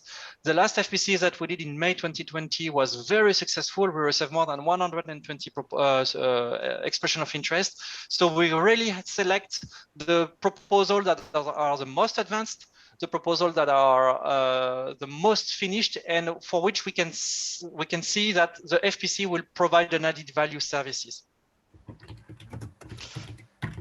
Okay, and so if you have a suggestion for a possible evaluator, so who do we contact? Me, please send to me on the email address that you see here. But again, we agree with Adra that there's going to be a launch, an expression of interest for evaluator that's going to be sent in a more discreet way. But if you have an expert, or if you want people listening wants to be expert, please send me an email. Okay, yeah, so that was another question as well. If we could apply ourselves also, that is what you answered. Yeah, you must know, if I can just add this, that we ask evaluators to sign a code of conduct, and which asks them to mention if there is a conflict of interest. That doesn't mean that you can't participate to the evaluation, but that means that we will be careful to not give you a proposal which might be a competitions with on the same topics. So we are trying our best. We are not the commission for that. The commission has a far much better tools for evaluating those conflict of interest. But it's a trustful relationships here with evaluators and with the proposers. So if it doesn't work, well, then next times we won't call you back. Okay, so then the last question. So you have this brokerage platform where people can present their project ideas and their competence profiles. So you're also participating in organizing, helping organize info sessions as the one we do today. I mean, so after this session, we have presentations of people presenting their ideas and their expertise to participate in the topics. So I understand these type of events are also happening on national levels. So how can we find out about these? That's a very good question. I'm going to be honest, I don't have an exact answer to that. My best answer would be, I would like to invite you to contact your national contact points, because they should be aware about the national brokerage sessions organized, if they are not organizing it themselves. So yeah, sorry, I cannot say more on this because I don't know. Okay, well, that's an answer too. Okay, so thanks a lot, Jérôme. Yeah, so I think we'll be moving on then to the next part of this session. So the pitches. So we have a list of people that submitted a presentation. Okay, so I don't think we have a list on the slide. So what we'll do is, so I'll name the first 2 or 3 to come up, and then you turn on your screen, your microphone, and you give your pitch. So all of the pitches are 3 minutes. So normally all the presentations will be shared with the participants. All right. So the first 3 presentations are, so the first is Panos Ilias from Ilvo. Just after that is Tatu Lietianen, the Gym Robotics. And then we have Kai Södegaard from VTT.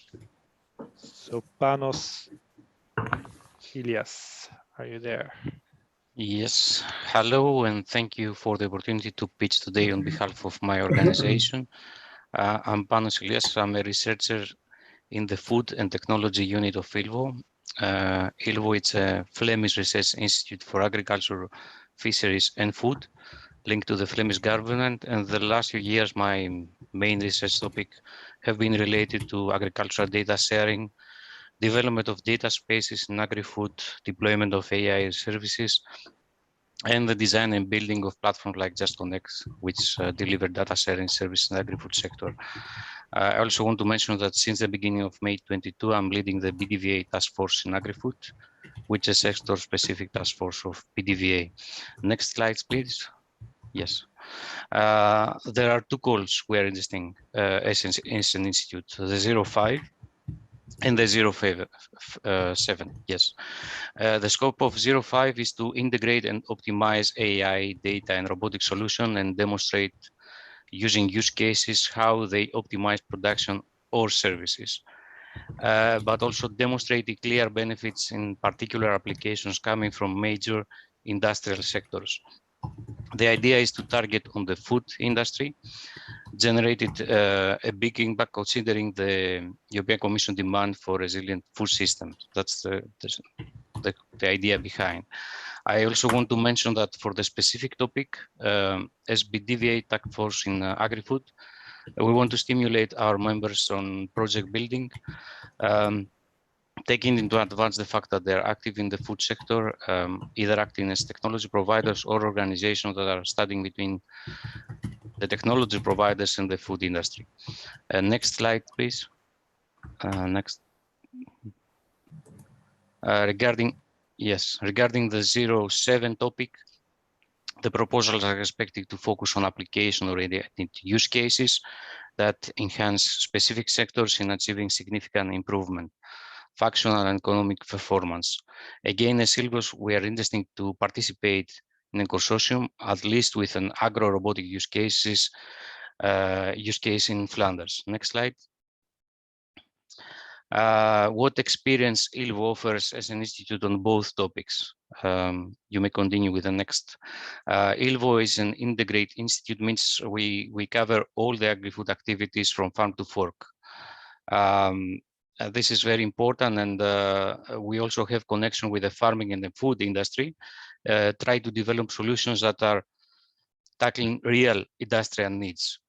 I also want to mention that ILVO is running the food pilot unit, so and I also belong in the same department. Again, we have relevant project experience and a strong track record, which means we can develop use cases at different DRL levels that can generate impact. Next one, please. And again, next.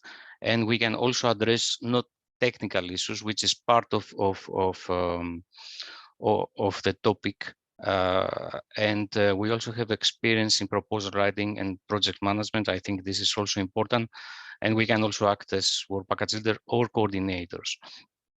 That's from my side. Please contact me for more, and we are open for collaboration. Thank you. Okay, thanks a lot, Panos. So next up is Tatu Litinen, then Kai Södergaard and Atte Ojena from Delmos Helsinki. Tatu, are you here? Yeah. Hello, can you hear me? Yes, we hear you. Yeah. I'm Mika. Mika, sorry. Sorry, I'm replacing Tatu. Okay. So, I'm from Kim Robotics, situated in Finland, and I'm kind of proposing project which is titled here Robust All-Weather GNSS-Free Localization. So next slide, please. Well, this is just the kind of give the objectives of the project. So we've been working quite a long time already with different types of field and service robotics, and kind of localization has been the main issue for us. And we want to kind of be able to do it when GNSS is not available or it's somehow challenged. And we have already pretty good solutions for this problem. Mika, can you speak up a little bit because the audio is not very good. Okay. All right. Right.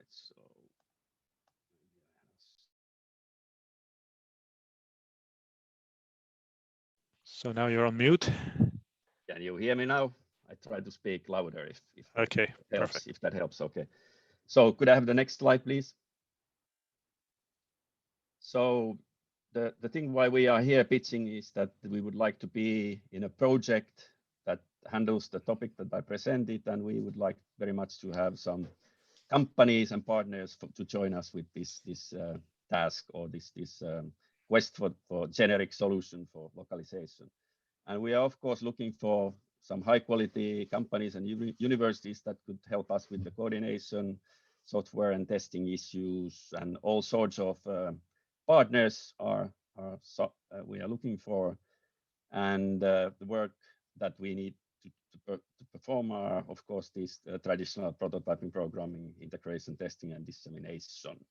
So can I have the next slide, please? So this is the slide that kind of shows that what we've been doing. So although the KIM Robotics is a new company, only 2014, most of us have been working since 80. Well, our founder, Professor Arne Halme, is from 86, doing work with mobile robotics. Most of our senior guys have been doing 20 to 30 years with these machines.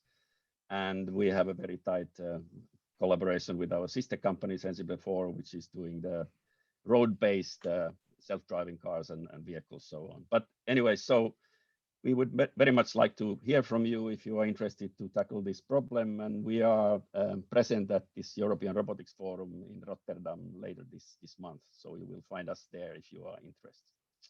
Thank you. Okay, thanks a lot, Mika. So next one is Kai Södergaard. Hello, are you here? you Hi, can Kai. hear me? Yes. Hi. Thank you, Just, and hello to everybody.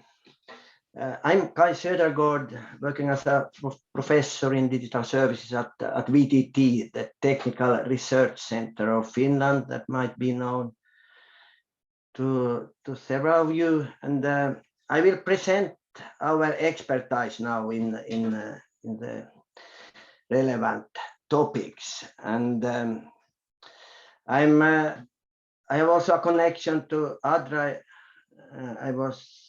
Have been on the board since the beginning of Adra and have the privilege to be a vice president of Adra. Next slide, please.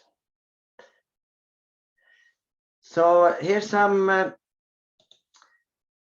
figures about VTT. We claim to be a visionary research and development and innovation partner, and also one of the leading ones in Europe. And to, in a way, underline that, you can see from the number that almost half of our net income come from abroad, and European Union projects are very important there. So during the last Horizon Europe time, pardon me, Horizon 2020, we won 265 million euro in projects, and we have been ranked to be when there are more than 7,000 actors in this play.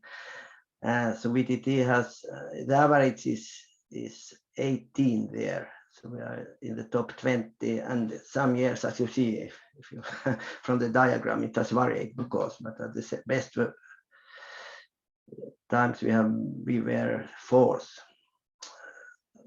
the fourth best, 2017.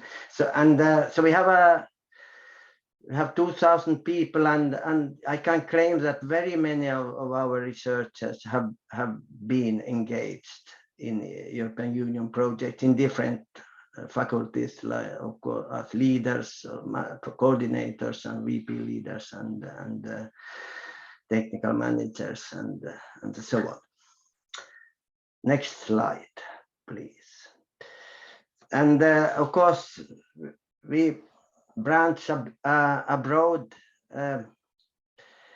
a variety of disciplines and topics, starting here from the left. We are doing a lot in sensors, printed electronics that can be used in robotic systems, for example, and a lot in health, and then if we are going right here, we are doing work very much in security and in managing the complexities of integrated systems that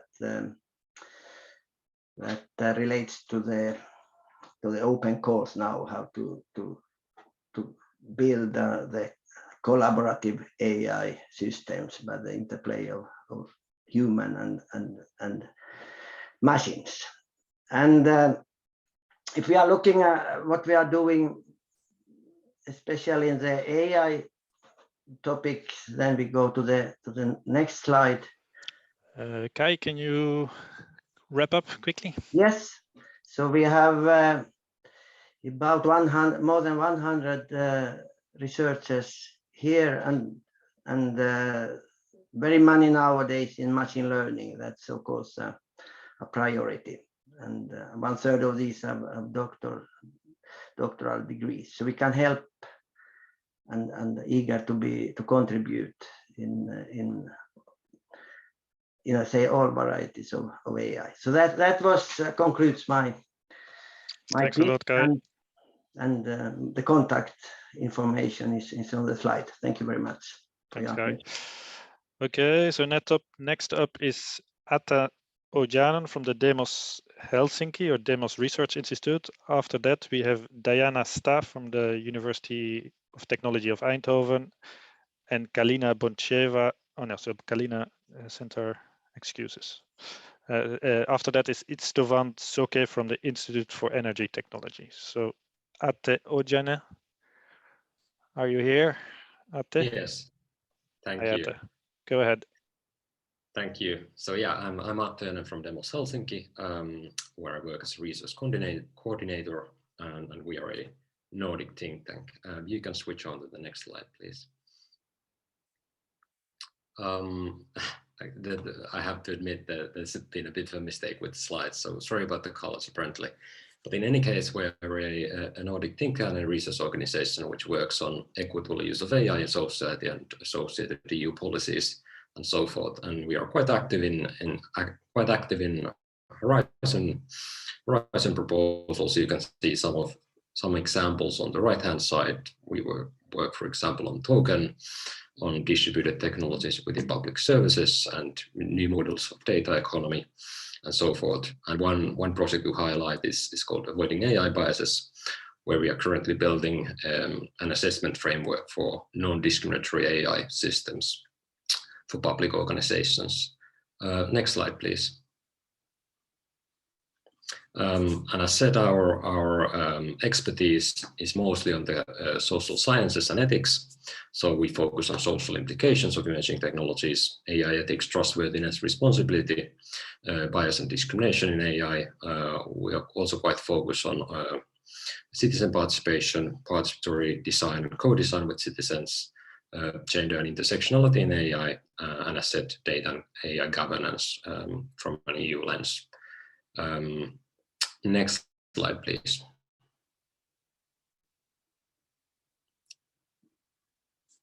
And as said, so regarding the upcoming Cluster 4 calls, we're quite interested in all of them, but especially the emerging 0207 on increased robotics capabilities demonstrating key sectors, quite interesting, and even more so the AI for human empowerment.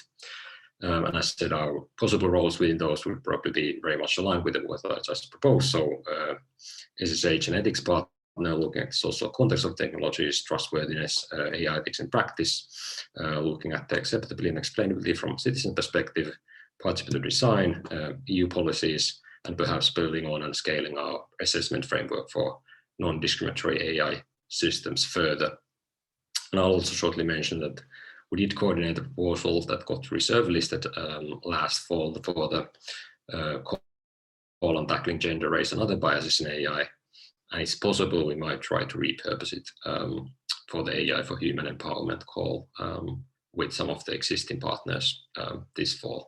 But I do not have more information on that at this point. But in case you have some expertise, technical expertise in mixed human AI initiatives or hybrid decision systems, then you're welcome to contact me. But yeah, great to present, and thank you.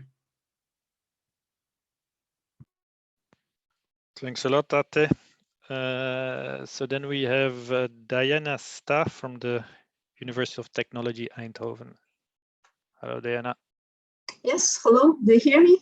Yes, we hear you and we see Yeah. your slides, so let's go Great, ahead. thank you. So my name is Diana Stach and I'm a project development officer at the Department of Industrial Design, Eindhoven University of Technology. Next slide, please. And in brief, the Department of Industrial Design is a department that develops design engineering and design research expertise. And in doing so, we focus on the one hand on the daily life of people, and this is what our researchers from the Future Everyday group are doing. And on the other hand, we have the group of systemic change that actually looking at the interface between technology and people, but at the level of a group or a community. More specifically, next slide, please. More specifically, we have very clearly defined research themes and application domains. So everything that is at the interface between people and technology is reflected in the themes that are listed to the left. For example, health is an application domain, and then both research groups at the level of individual and at the level of a group try to focus mainly on vitality, perinatal aspects, the life of people with dementia, in this context trying to help both in some contexts the people who work with these people and the people themselves, addressing their problems at different stages of evolution. On top of that, social robotics, researchers are looking mainly at how could robots and human-robot interaction help mainly children with autism, and then they work closely with schools so far, or the elderly. By aesthetic of intelligence research group, we mean mainly the direction of AI democratization and trying to make AI decisions not biased, or at least less biased. By interactive materiality, our researchers mean mainly creating materials for advancing the soft robotics, and the group of these researchers are trying now to coordinate a consortium for applying for the topic 0206. By social resilience, our researchers mean that they would like to lead to some transformations at a societal level, and at this moment they consider AI as a tool, or they work with data for reaching their goals. Design research methodology, it's an red line through the whole department, because we are advancing the research method, which is mostly research through design, and we use a lot of co-creation. And education is mainly referring to the work of Professor Markopoulos and Tilde Becker in designing for playful interaction, and at this point AI is also used as a tool. Next slide, please.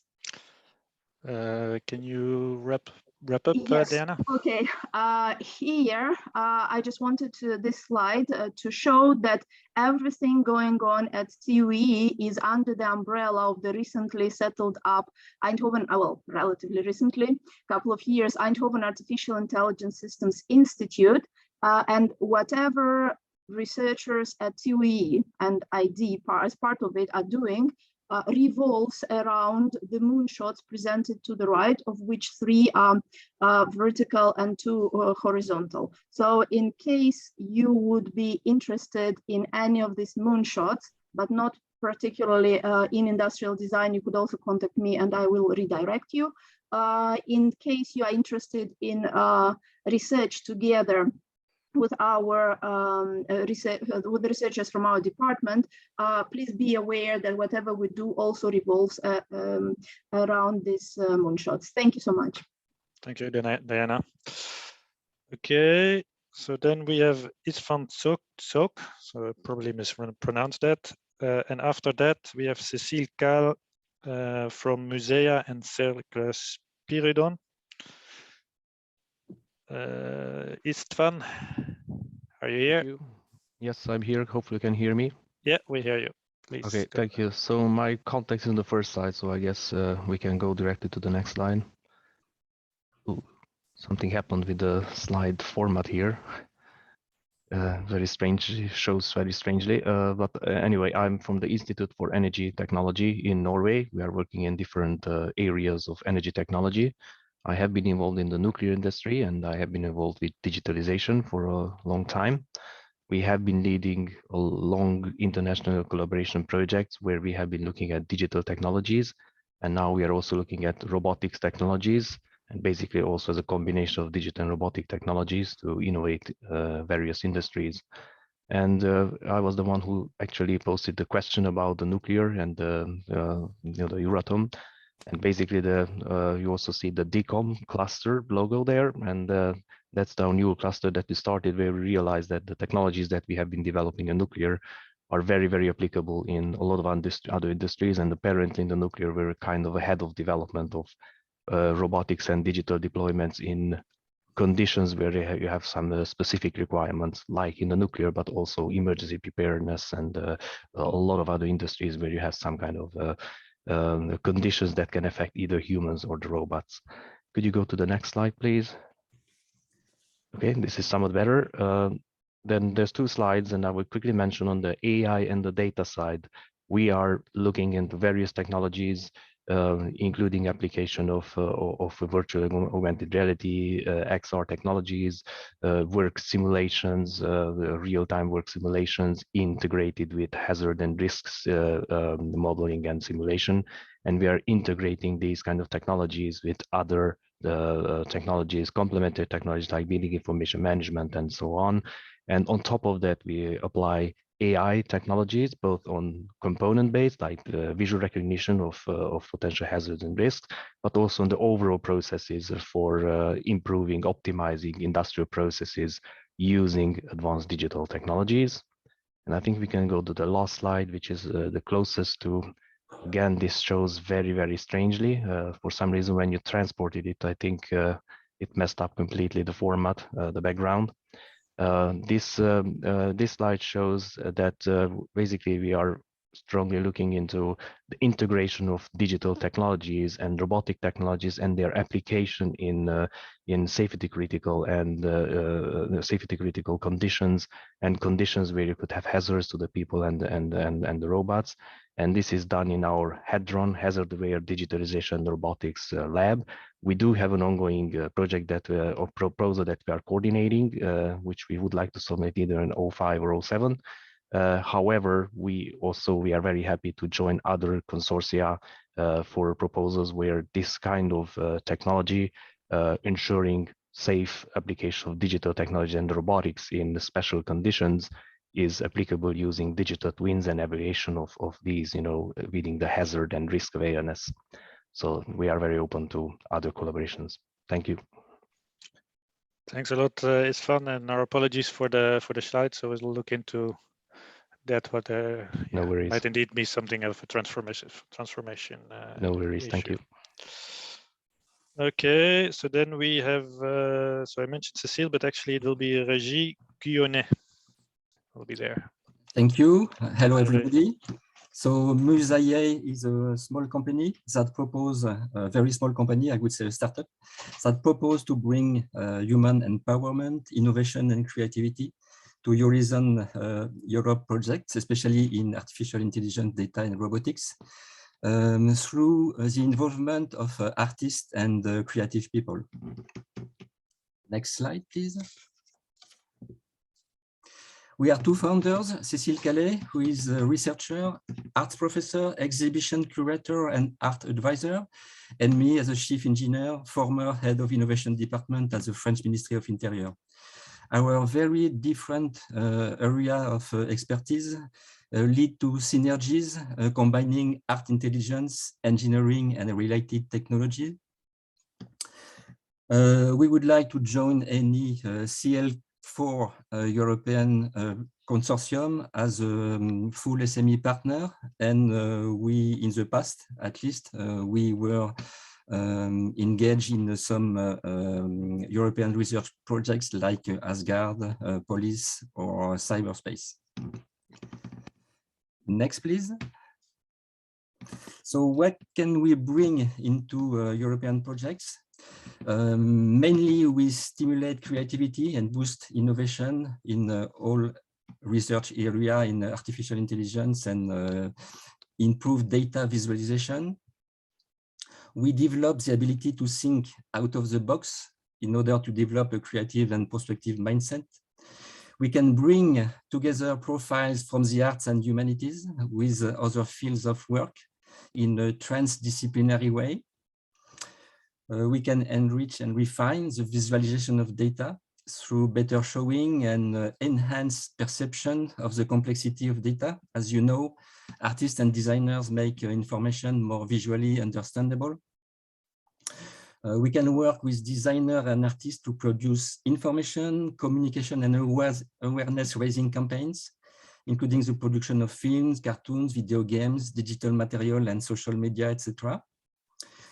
Of course, we can set up aesthetic digital platform and website for stakeholders and partners to easily and securely exchange research activities, digital strategies, and scientific projects. And lastly, we are able to organize events and exhibitions when required by European projects. We are very experienced in aesthetics and how to design harmonious and pleasant spaces. So thank you. It ends my presentation. Thanks a lot, Regis. Next up is Özlem Albayrak, and after that we have Shirin Dora. Hello. Hello. Greetings from Turkey. This is Özlem Albayrak from Teknopar, and I would like to present an idea. Next slide, please. Teknopar is located in 4 different places, and so far we have completed more than 500 projects in 27 countries. Next slide, please. We are experienced in mechanics, hydraulic, automation, electronics, and information technologies, and bringing them together. Next, please. We develop applications related to industrial facilities, energy sector applications, mobile applications, and other applications. Next, please. Our expertise are machine-to-machine IoT platform development, big data artificial intelligence solutions, robotics, and digital twin development. Next slide, please. We are currently involved in 4 different Horizon 2020 projects, and in July, we will start 2 Horizon Europe projects. Next slide, please. And we are, developing digital platforms for energy, manufacturing, and process industries. Next slide, please. So in this pitch, I am going to present, next slide, please, our project idea. The idea is development and deployment of digital platforms for energy, manufacturing, and process industries that bring artificial intelligence, data, and robotics in order to have quality lives and a better world.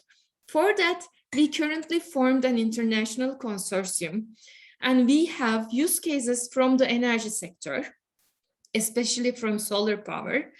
We have technology providers working for computer vision, data fusion, deep learning-based automated inspection, smart camera, AI-based image sensor, robotic platforms, and we work with first-class experts in research institutes for SLAM and swarm algorithms. What we need, next slide, please, is to address one of these topics, either the digital emerging O207 or human O201. Next slide, please. And for that, we need more application-oriented use cases. Next, please. Experts with social sciences and humanities focused on ethics, trustworthiness, and acceptability by humans at the design phase. Next slide, please. And we are searching for technology providers and research institutes that are working for 6G networks, explainable AI, human-centric AI, innovative HMIs, quantum science, graphene, and sensings. Plus, next, please, DIH networks. Next slide, please. If you are, next slide, please. If you are also interested to develop solutions for the calls and be part of the idea, please welcome to connect to Pünal@teknopark.com.tr and albayrak@teknopark.com.tr. Thank you very much for your attention. Thanks a lot, Albayrak. So next we have Shirin Dora from Loughborough University. And after that, it's Hilal Ozdemir from Kostas Yapi Marketeliri. So sorry about the pronunciation. Shirin, are you here? Yes, I see. Okay, go ahead. Thank you. Hi, I'm a lecturer at Loughborough University in UK, and even it took me a while to figure out the correct pronunciation for Loughborough, so I don't blame you. So my primary area of expertise is artificial intelligence on the edge. Next slide, please. So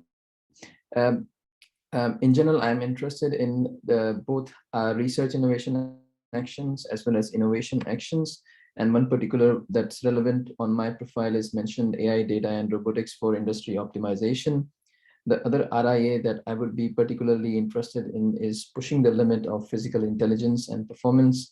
And I'll talk about why I'm more relevant for this RIA and this IA when I talk about my expertise.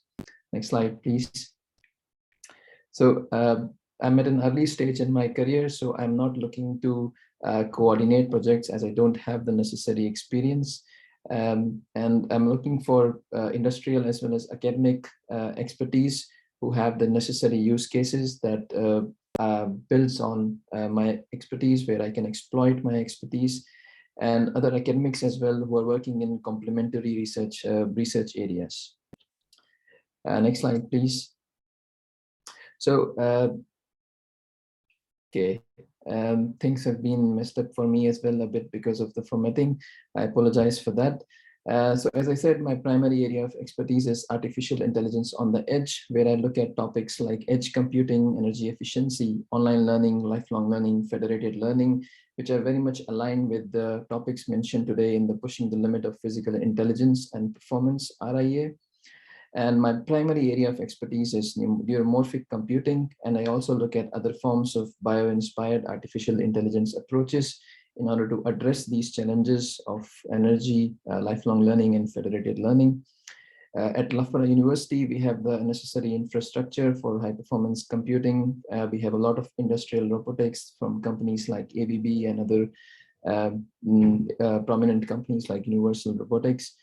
We have the Centers for Intelligent Automation Center and Smart Manufacturing Centers, and Loughborough is particularly big on sports. We have our own Sports Technological Institute, and so it's the topmost university across the whole world in sports. So we do a lot of research on sports equipments as well.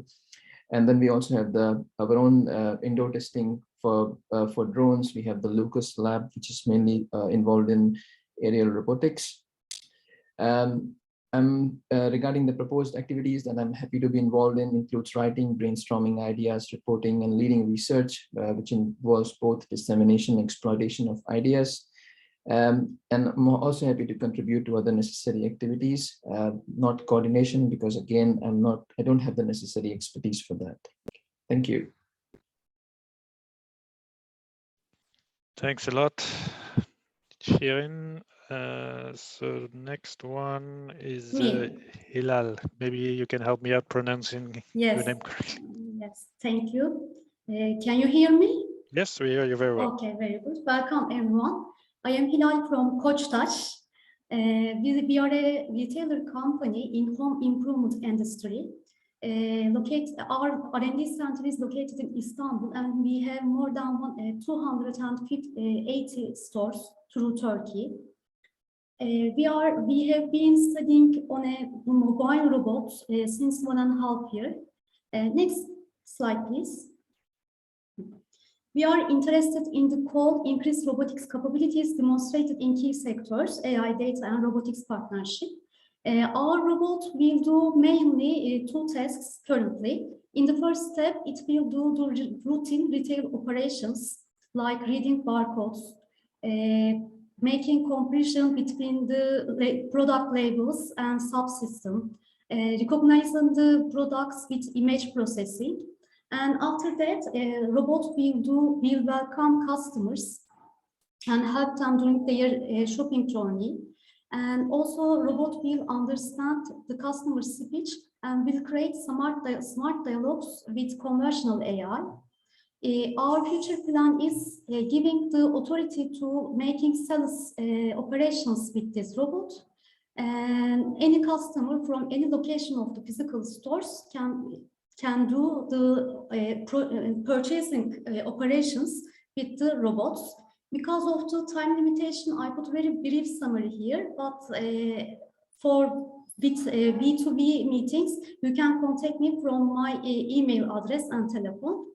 Next slide, please. We are capable of integrating hardware components and making software developments for this robotics. And we are welcoming partners who are working in AI and big data processing, as well as with conversational AI and smart dialogue systems. Any institutes are welcomed, like big, large and SME, R&D centers, universities, and other user groups. As a Koçtaş, we are a big retailer company, and we are a good use case developer, as well as R&D partner. Thank you for listening.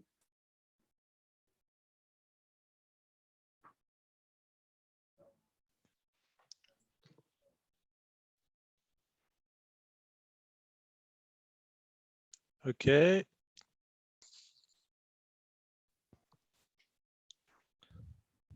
Thanks a lot, Hilal.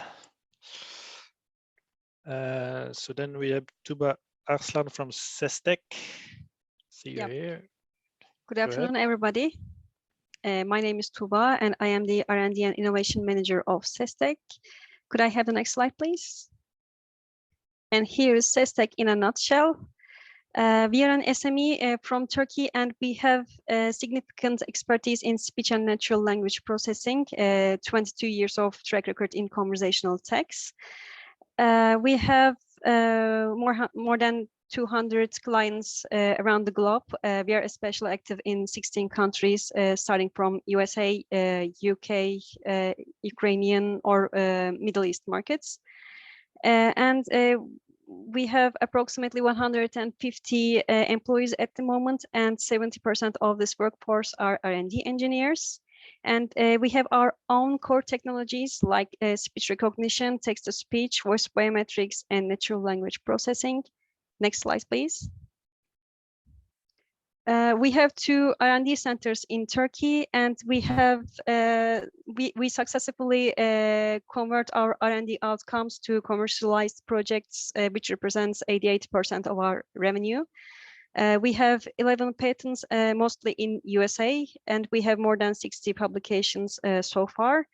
And until now, we have participated in more than 35 projects, including 1 Excel, 1 Eurostars, 1 Global Star, 4 Eureka, and many other national projects. And here are the calls that we are interested in. We can especially add value to the proposals when the call emphasize multimodality, especially when there's speech and textual data, or when there is emphasis on interaction design or human-machine collaboration, for instance. Next slide, please.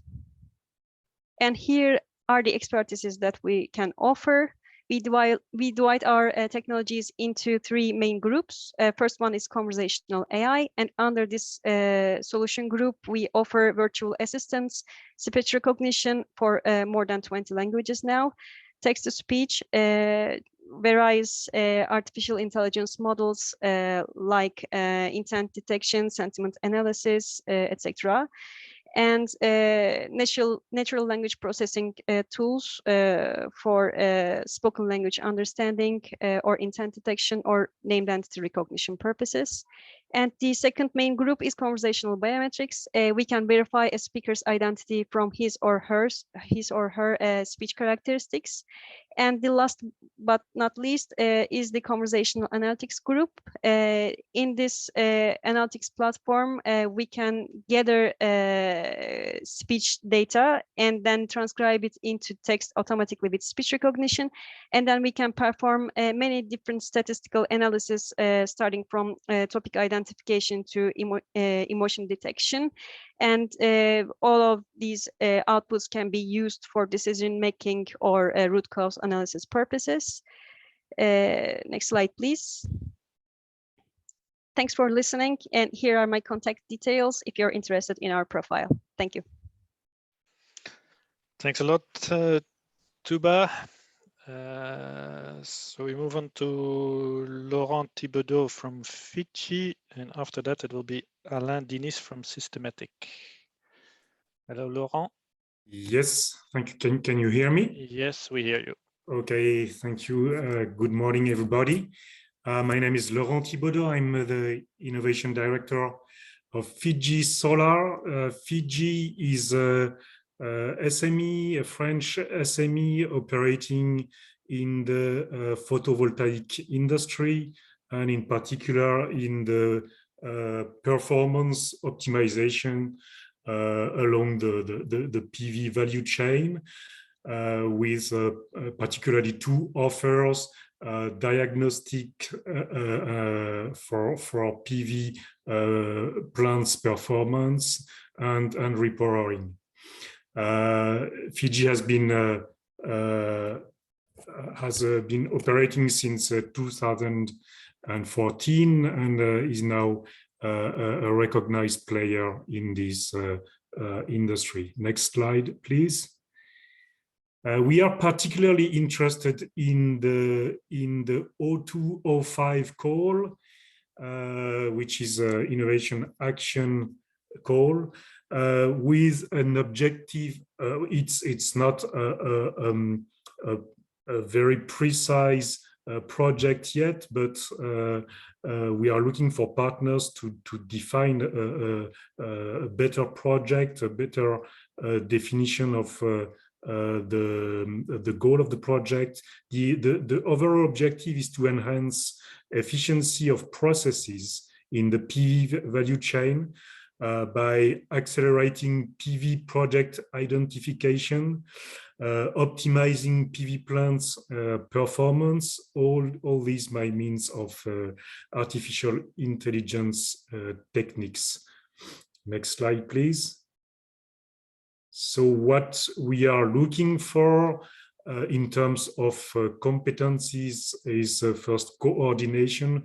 We have no resources for that and no experience in this. We are also looking for partners with artificial intelligence technologies, new technologies, also users in the renewable energy value chain, in order particularly to build a use case for this topic. So that would be a use case either in the photovoltaic value chain or in the renewable energy value chain. Types of partners sought are industry, SME, research and technology centers.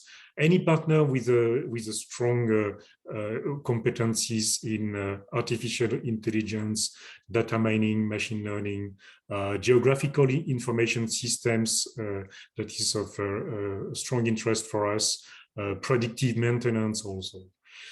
So there are, of course, possible synergies with other value chains. I already mentioned renewables, such as wind, for example. And other partners in the renewable energy value chains are welcome to contact us. So the work to be performed in our view today would be prototyping, programming, integration into users' information systems. Next slide, please. Our expertise, Fiji is actually develops innovative solutions in two main sectors yet. So extend the lifetime and improve the performance of existing photovoltaic plants. And two is to contribute to the massification of solar PV in Europe by accelerating processes in particular for PV projects, new projects identifications.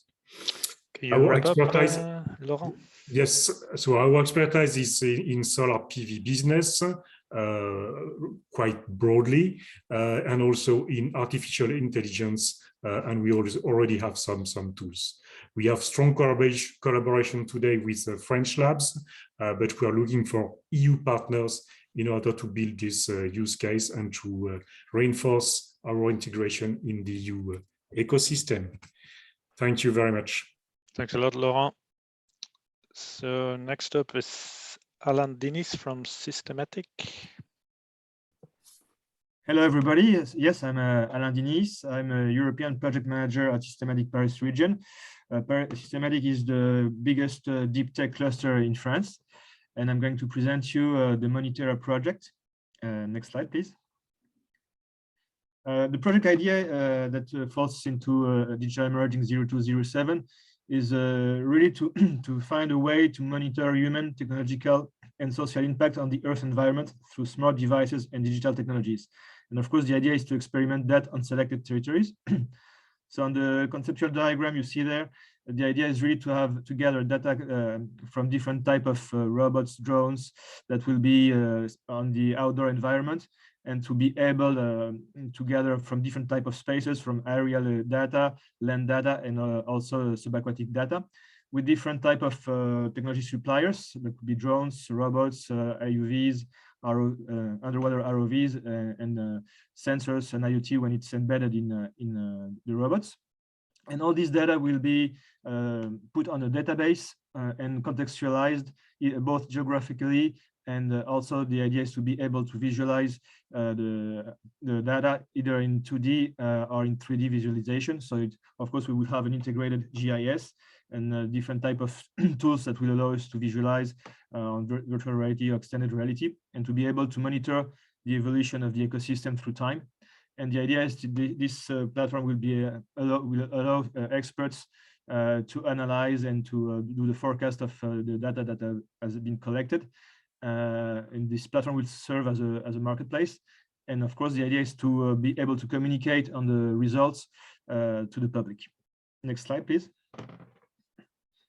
So we are looking for coordinators, work package leaders, people and companies that are specialized in cascade funding, and also on multi-sided web platform. The type of partners of the industry, of course, it's people that are working in the environment, sustainability, deep tech. We're looking for SMEs, RTD centers, universities that are specialized in robotics, drones, IoT, intelligence artificial, and data science. And the idea is that the project will be, we could experiment that to the quadruple helix. So of course, public authorities on defined territories, industry, academia, and citizen. And as you see, we have already started working on the work packages.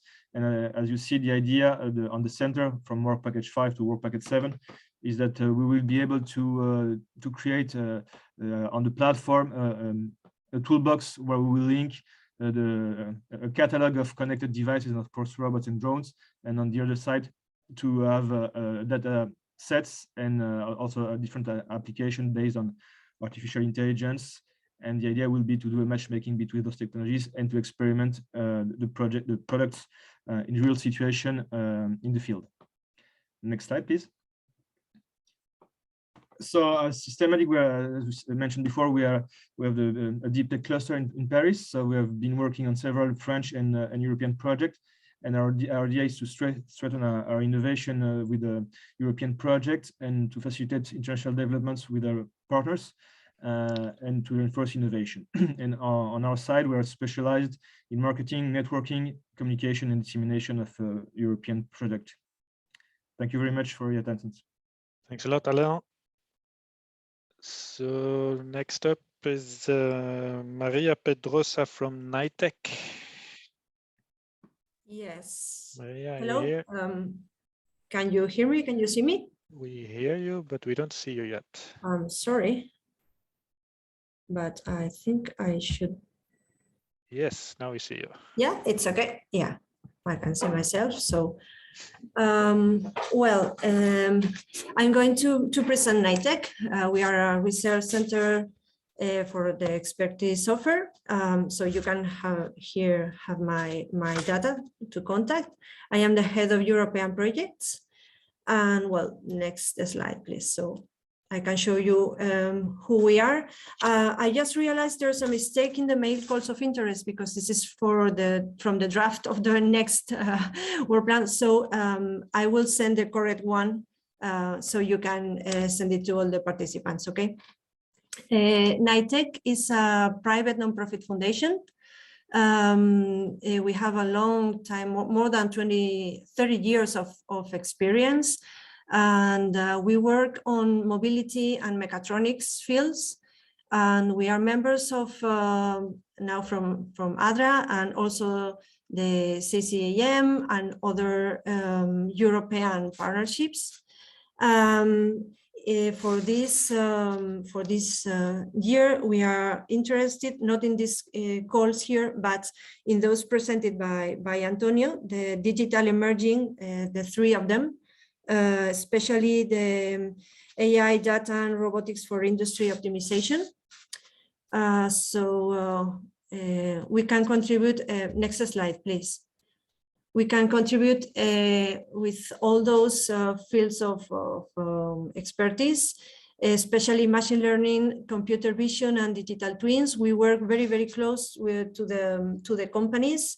We can develop research from TRL 3-4 up to 6-7. And well, next slide, please. Here you can show our infrastructure, what we can use in this research. We have several laboratories for AM data analytics, digital technologies, also cybersecurity, and autonomous system laboratory. And also recently we have developed a neural circuit facility where we can test autonomous vehicles and also drone technologies. And we are in close collaboration with the Pamplona City Council also. And well, I think that's all. I will send the correct presentation so you can have the right calls. Thank you. Of course, Maria, thank you. All right, so now we have Zeynep. Yes. Can you hear me now? Yes, Okay, we good. hear you, but we don't see you. Now you must see me, but I open my camera. Yes, okay, great. You. Okay, hello everyone. So thank you for this organization. It's actually great to be a part of it. And thank you for allowing us to make a smart introduction. So here my email address, so feel free to send an email. Next slide, please. So I will be giving small details about FARPlus for you to understand the overall view of our company. So FARPlus is a member group of Park Holding, and it is established in 1968. So, and it has 4 R&D centers, 10 production locations, and on those production locations, we have more than 80 injection mold machines, and also all injection mold machines operate simultaneously with 3-axile or 6-axile robots, which is more than 50 years of experience. FARPlus is a full system automotive tier 1 company, which produces plastic systems for the global and local OEMs. So you can see the customer range. So we mostly work with Toyota, Renault, Hyundai, Ford, and Fiat. You can skip to the next slide. So FARPlus' variety of products fulfill its customers' expectations, and we ensure a continuous system supplier partnership for both passengers and commercial vehicle builders. So this is actually a small introduction of the product range that we produce in our shop floors. So mostly IP, console, exterior, interior trims, and lighting and ceiling systems. So kind of our format also are kind of mixed up, but no problem. Our interested subjects are advanced robotics, industrial Internet of Things, simulation, data and analytics, and AI, and industrial 4.0. You can skip to the next slide. So our core competencies are, material improvements, product and process engineering, mold design, prototyping, test and analysis. But besides all of these, FARPlus has a strong technical capabilities in terms of robot and PLC program skills. So these are the general titles of our capabilities in terms of Industry 4.0 for manufacturing excellences. So advanced manufacturing techniques, IoT, advanced robotics, machine visions, and AI in management. So we are doing all of these know-hows, and we are expanding them and integrating them to our shop floors, not only to manage the data in product lifecycle management, and we want to create a collaboration environment with human and AI operations. We also would like to monitor shop floor environment data and how many raw materials or energy consumption has been made.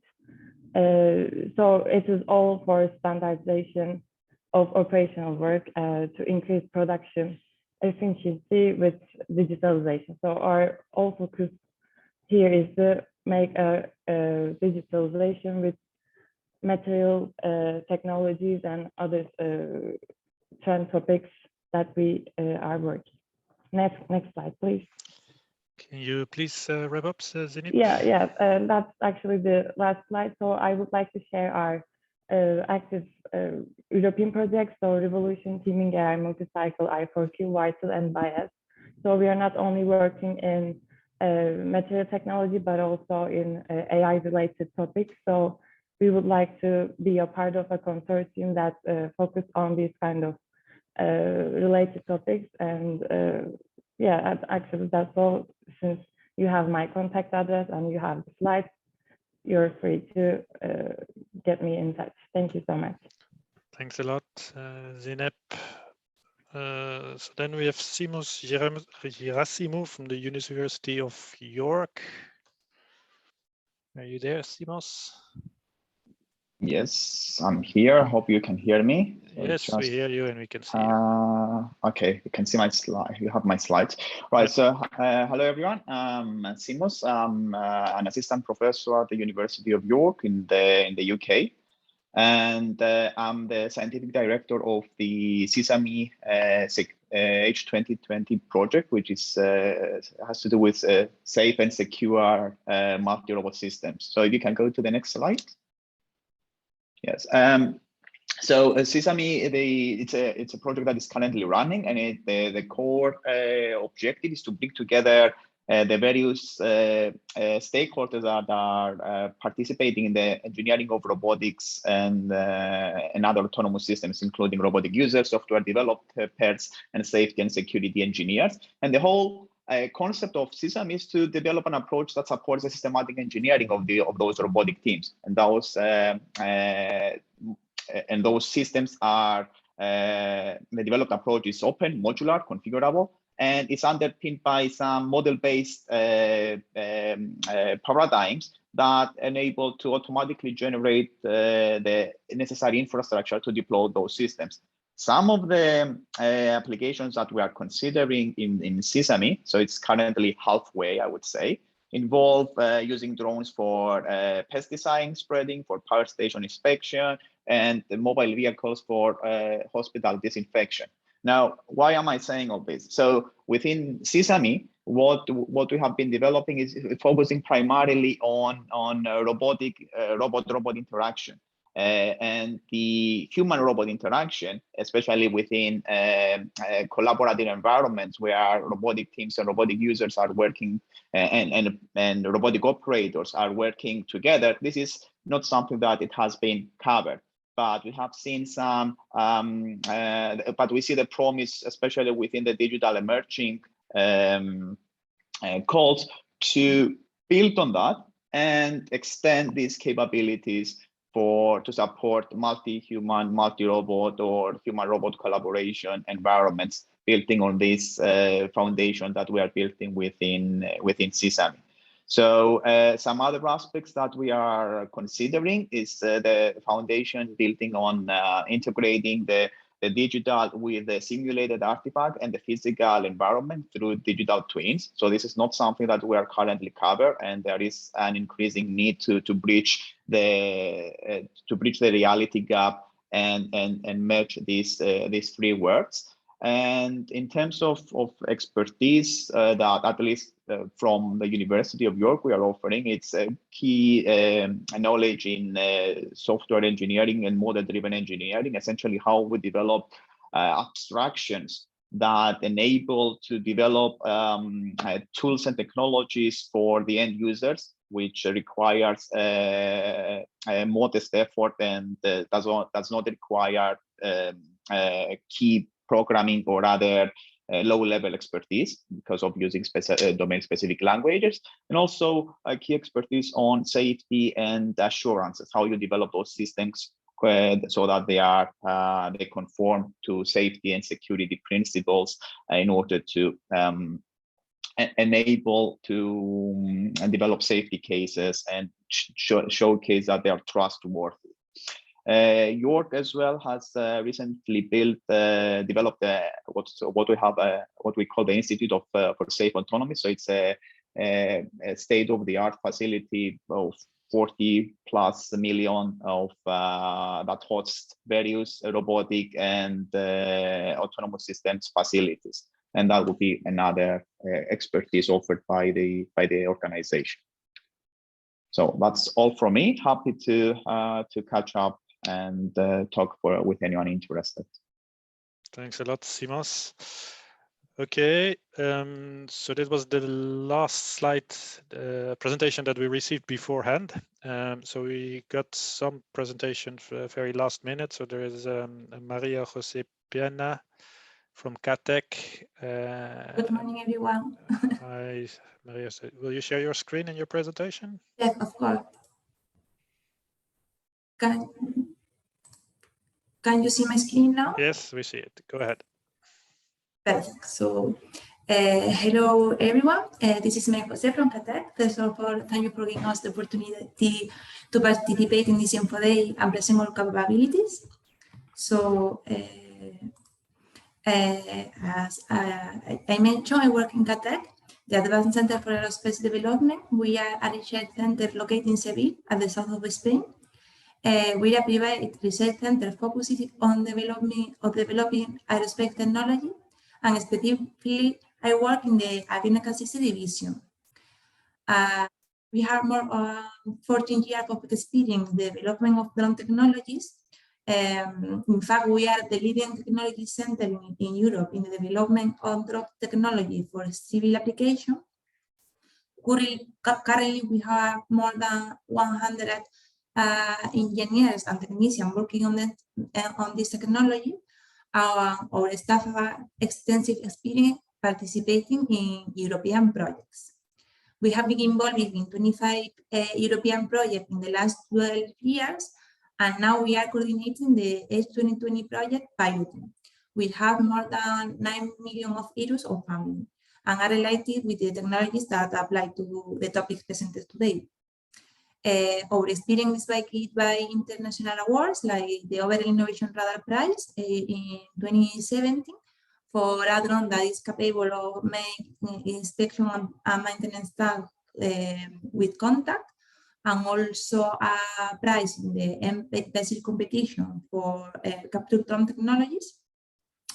We have also in Spain and in European level direct collaboration with the major companies of the sector in Spain, and we have a state-of-the-art equipment and facilities to the development of these technologies, including a test flight center in Andalusia. So what is nuestro main know-how related with the topics that apply? We have a wide experience in implementation of advanced guidance, navigation, and control algorithms, also in the customization of the control station and mission software for different applications. We have developed also a lot of projects related with the capture drone technologies. We have experience in the development of multi-vehicle trajectory planning algorithms, also in swarming technologies. Finally, I would like to explain our experience related to the artificial intelligence technologies. We have developed different projects where we have solved the problem of detect and avoid applying deep learning algorithms, like the problem of the automatic detection of other aircraft. We have also experienced in the onboard autonomous detection and tracking of people. We have applied all these technologies to different sectors like surveillance security. We have also a big experience developing the solution for inspection and maintenance projects. So this is more or less our experience. We have open to find new collaboration. This is my contact. Thank you for giving us the opportunity to. Thanks a lot, Maria Jose. So next up is Errol Sahin. Hi. Hi, Errol. Just give me a second, and I should be able to. You can start your screen, yes. Let's go. Okay. This is Errol Sahin from Middle East Technical University, Romer Center for Robotics and AI Technologies. I'm the director of this center. This center was established a year ago, and to create basically an excellent center in Turkey and bring together a lot of engineering expertise at the university as well as in Turkey. And Middle East Technical University is the leading technical university, one of the leading technical university in Turkey, which is a leader in funding from EU programs and as well as the national research funding. And at this moment, we also opened the first graduate program in robotics. I represent a faculty of more than 60 faculties from different disciplines, as you can see, and we cover research from collaborative robots to wearable robotics, humanoid robots, unmanned underwater and surface vehicles, as well as AI in things like motion planning, human-robot interaction, deep learning, computer vision, and etc. We have been establishing ourselves. At this time, we have quite a lot of infrastructure that's been building up, and we'll have more to come. This is all through our national funding. We have a motion capture space, as well as some mechatronics shop and state-of-the-art prototyping facilities, as well as quite a lot of robots, which I could just show a sample to give you an idea how wide our research range is. We have quite a, again, wide expertise in robotics. This starts from power electronics and making custom motors to building bee-like micro robots in to operate in a beehive. This is a project from in Future Emerging Technologies called RoboRoyale, as well as other projects on humanoid cognitive robotics, collaborative robots, legged locomotion, or swarm robotics with UAVs, UUVs and USVs, as well as autonomous driving. On the AI side, we have quite a lot of expertise in deep learning and computer vision. So we have some faculty who are leaders in what they do. They are experienced in visual recognition, scene understanding, learning with limited and generated data, real-time and video analysis, lifelong and supervised learning, as well as robust and reliable AI. And we are interested in participating, a lot of the calls here, but in particular, I would like to underline our interest in this call for the European Network of AI Excellence Centers for an AI lighthouse, because with our expertise and involvement in basically AI and robotics, I believe that we are the prime partner to participate in such a consortium. And if you want to connect us, then our contact is romer@meto.edu.tr, and I would like to thank you for your attention. Thank you. Thanks a lot, Errol. So then we move on to Ray Walsh. Thanks very much, Just, and thanks to Marion as well for sticking me in here at the last minute. Just a quick update, I'll be brief anyway. Just in relation to standardization, obviously, for those who don't know me, I'm involved in quite a few ICT and emerging technology standardization projects, which spans AI, data, smart cities, IoT, cloud, etc. StandICT is probably the most famous one, but the HS Booster and Adra E, obviously, because of the Adra project, to be giving a mention as well. So quickly, I'm going to just zoom through this. You'll all have a copy of the slides afterwards if you want to contact me anyway. So the HS Booster one, it's the EU standardization booster specifically for Horizon 2020, Horizon Europe, or any other European Commission funded project that is already in existence.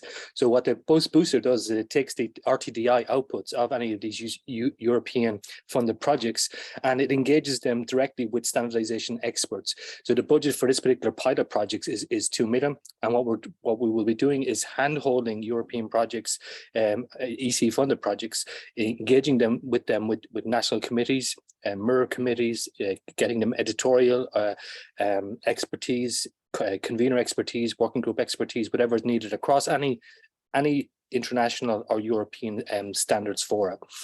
The booster program then is about engaging the community, so right across all of the European projects, European funded projects, about setting the scene for policy standards and synergies, so to be able to tap into the needs, particularly the digital single market needs from a European Commission perspective, and outreach and reporting then the community as well. So it has a broad remit, which is across community, across the EC projects, new standards development obviously for these RTD output valorization, and the uptake of new technologies which are embedded in the new projects. The HS Booster then has a first open call, which will be coming to 21st of June, and they will be continually rolling 5 open calls for projects to get engaged and get support. So across health, resilience, sustainable digitalization, green transition, smart cities, etc. So quite a broad remit. Open call at the moment for standardization experts. So if you want to join our pool of experts, if you have expertise in standardization, then you should actually contact the Horizon 2020 funded project, this HS Booster funded project, so that you can get on the role of standardization. Then the second project is StandICT, which most people are aware of, which funds ICT engagement at an international level. So it's much broader than Booster, which is just confined to commission projects. This is across any industrial partner or academic partner or any stakeholder can apply to get funding from Stand ICT to get support in their standardization engagement. So particularly this is specifically in the ICT sector. HS Booster is broader than ICT, so that it's funded projects across any sectors, not necessarily ICT. So it could be hydrogen, etc. So we've got a grants platform for Stand ICT, 4 million euro, 3 million in grants are given out, and currently up as far as our 7th open call. You apply to the grants platform. If you're successful, you get funded to engage in standards at a European or international level, particularly looking at high value funding. So people who are engaging as a chair, as a convener, as an editor, are definitely as a significant contributor to international and European standardization. We publish landscape reports in key areas. So we've already 4 landscape reports published, which is across AI, smart cities, digital twin, and AI, smart cities, digital twin, and one other, trusted information. Large community, large expert advisory group, and we also produce impact reports. So everybody gets funded, we follow their progress, and we produce an impact report to say how they've contributed to international standardization. Fund right across the broad cross-section. ISO IEC, so Joint Technical Committee of IEC is the big winner because of the type of projects that are supported by that international community. And secondly, ISO itself, because TC 307, which is blockchain technical committee, is specifically run out of ISO. But then you see the ESOs, ETSI and Sensenlec on the right hand side also get funding, but also all the way down you see the vast majority of standards development organizations have come through Stand ICT at some stage. As I say, the publications, quickly, publications are downloaded on a regular basis, so very active community, lots of downloads. 7th open call is currently underway, and the Adra E partnership is 4 million applied to Adra E to support the community, which is AI, data, and robotics. Contributing lots of standards, new standards, and standards repository specifically in the AI data robotics community. So I skip through the objectives, and just to say that any support you're required, like if your project requires standardization or has a standardization element, and the EU is pushing in that direction at the moment, that you have to at least cite the current standards that are available in your technology area in order to rank highly in terms for funding. You should probably engage some standardization experts to help you either as a partner or at least as a contributor to your proposal. That's it. Thanks very much. Appreciate your time. Thanks much, Ray. So we still had a presentation planned for Paolo Bertini, but I don't think he's here. Paolo Bertini. So I guess then we'll be closing the event. So thanks a lot to all of you for joining. Also a big thank you for the team that made this all possible. So BDVA, Anna, Sina, Mattia, that have been very helpful in setting this up, and also from Claire, Alexa, and Marianne, who's also involved in Adra. So a big thank you for helping us to set this up. So there will be a number of other brokerage events planned in the near future. So I know 2 examples: BDVA that will organize a session, and Robotics that will next week during the Robotics Forum in Rotterdam will also provide opportunities. So with that, another thank you to all who stayed until the end. I hope this was a useful event for you, and I wish you all a pleasant lunch and a pleasant rest of the day. Thank you. Thanks, Joost. Thanks, Marianne. Thank you, Joost. Thank you. Bye-bye. Bye-bye.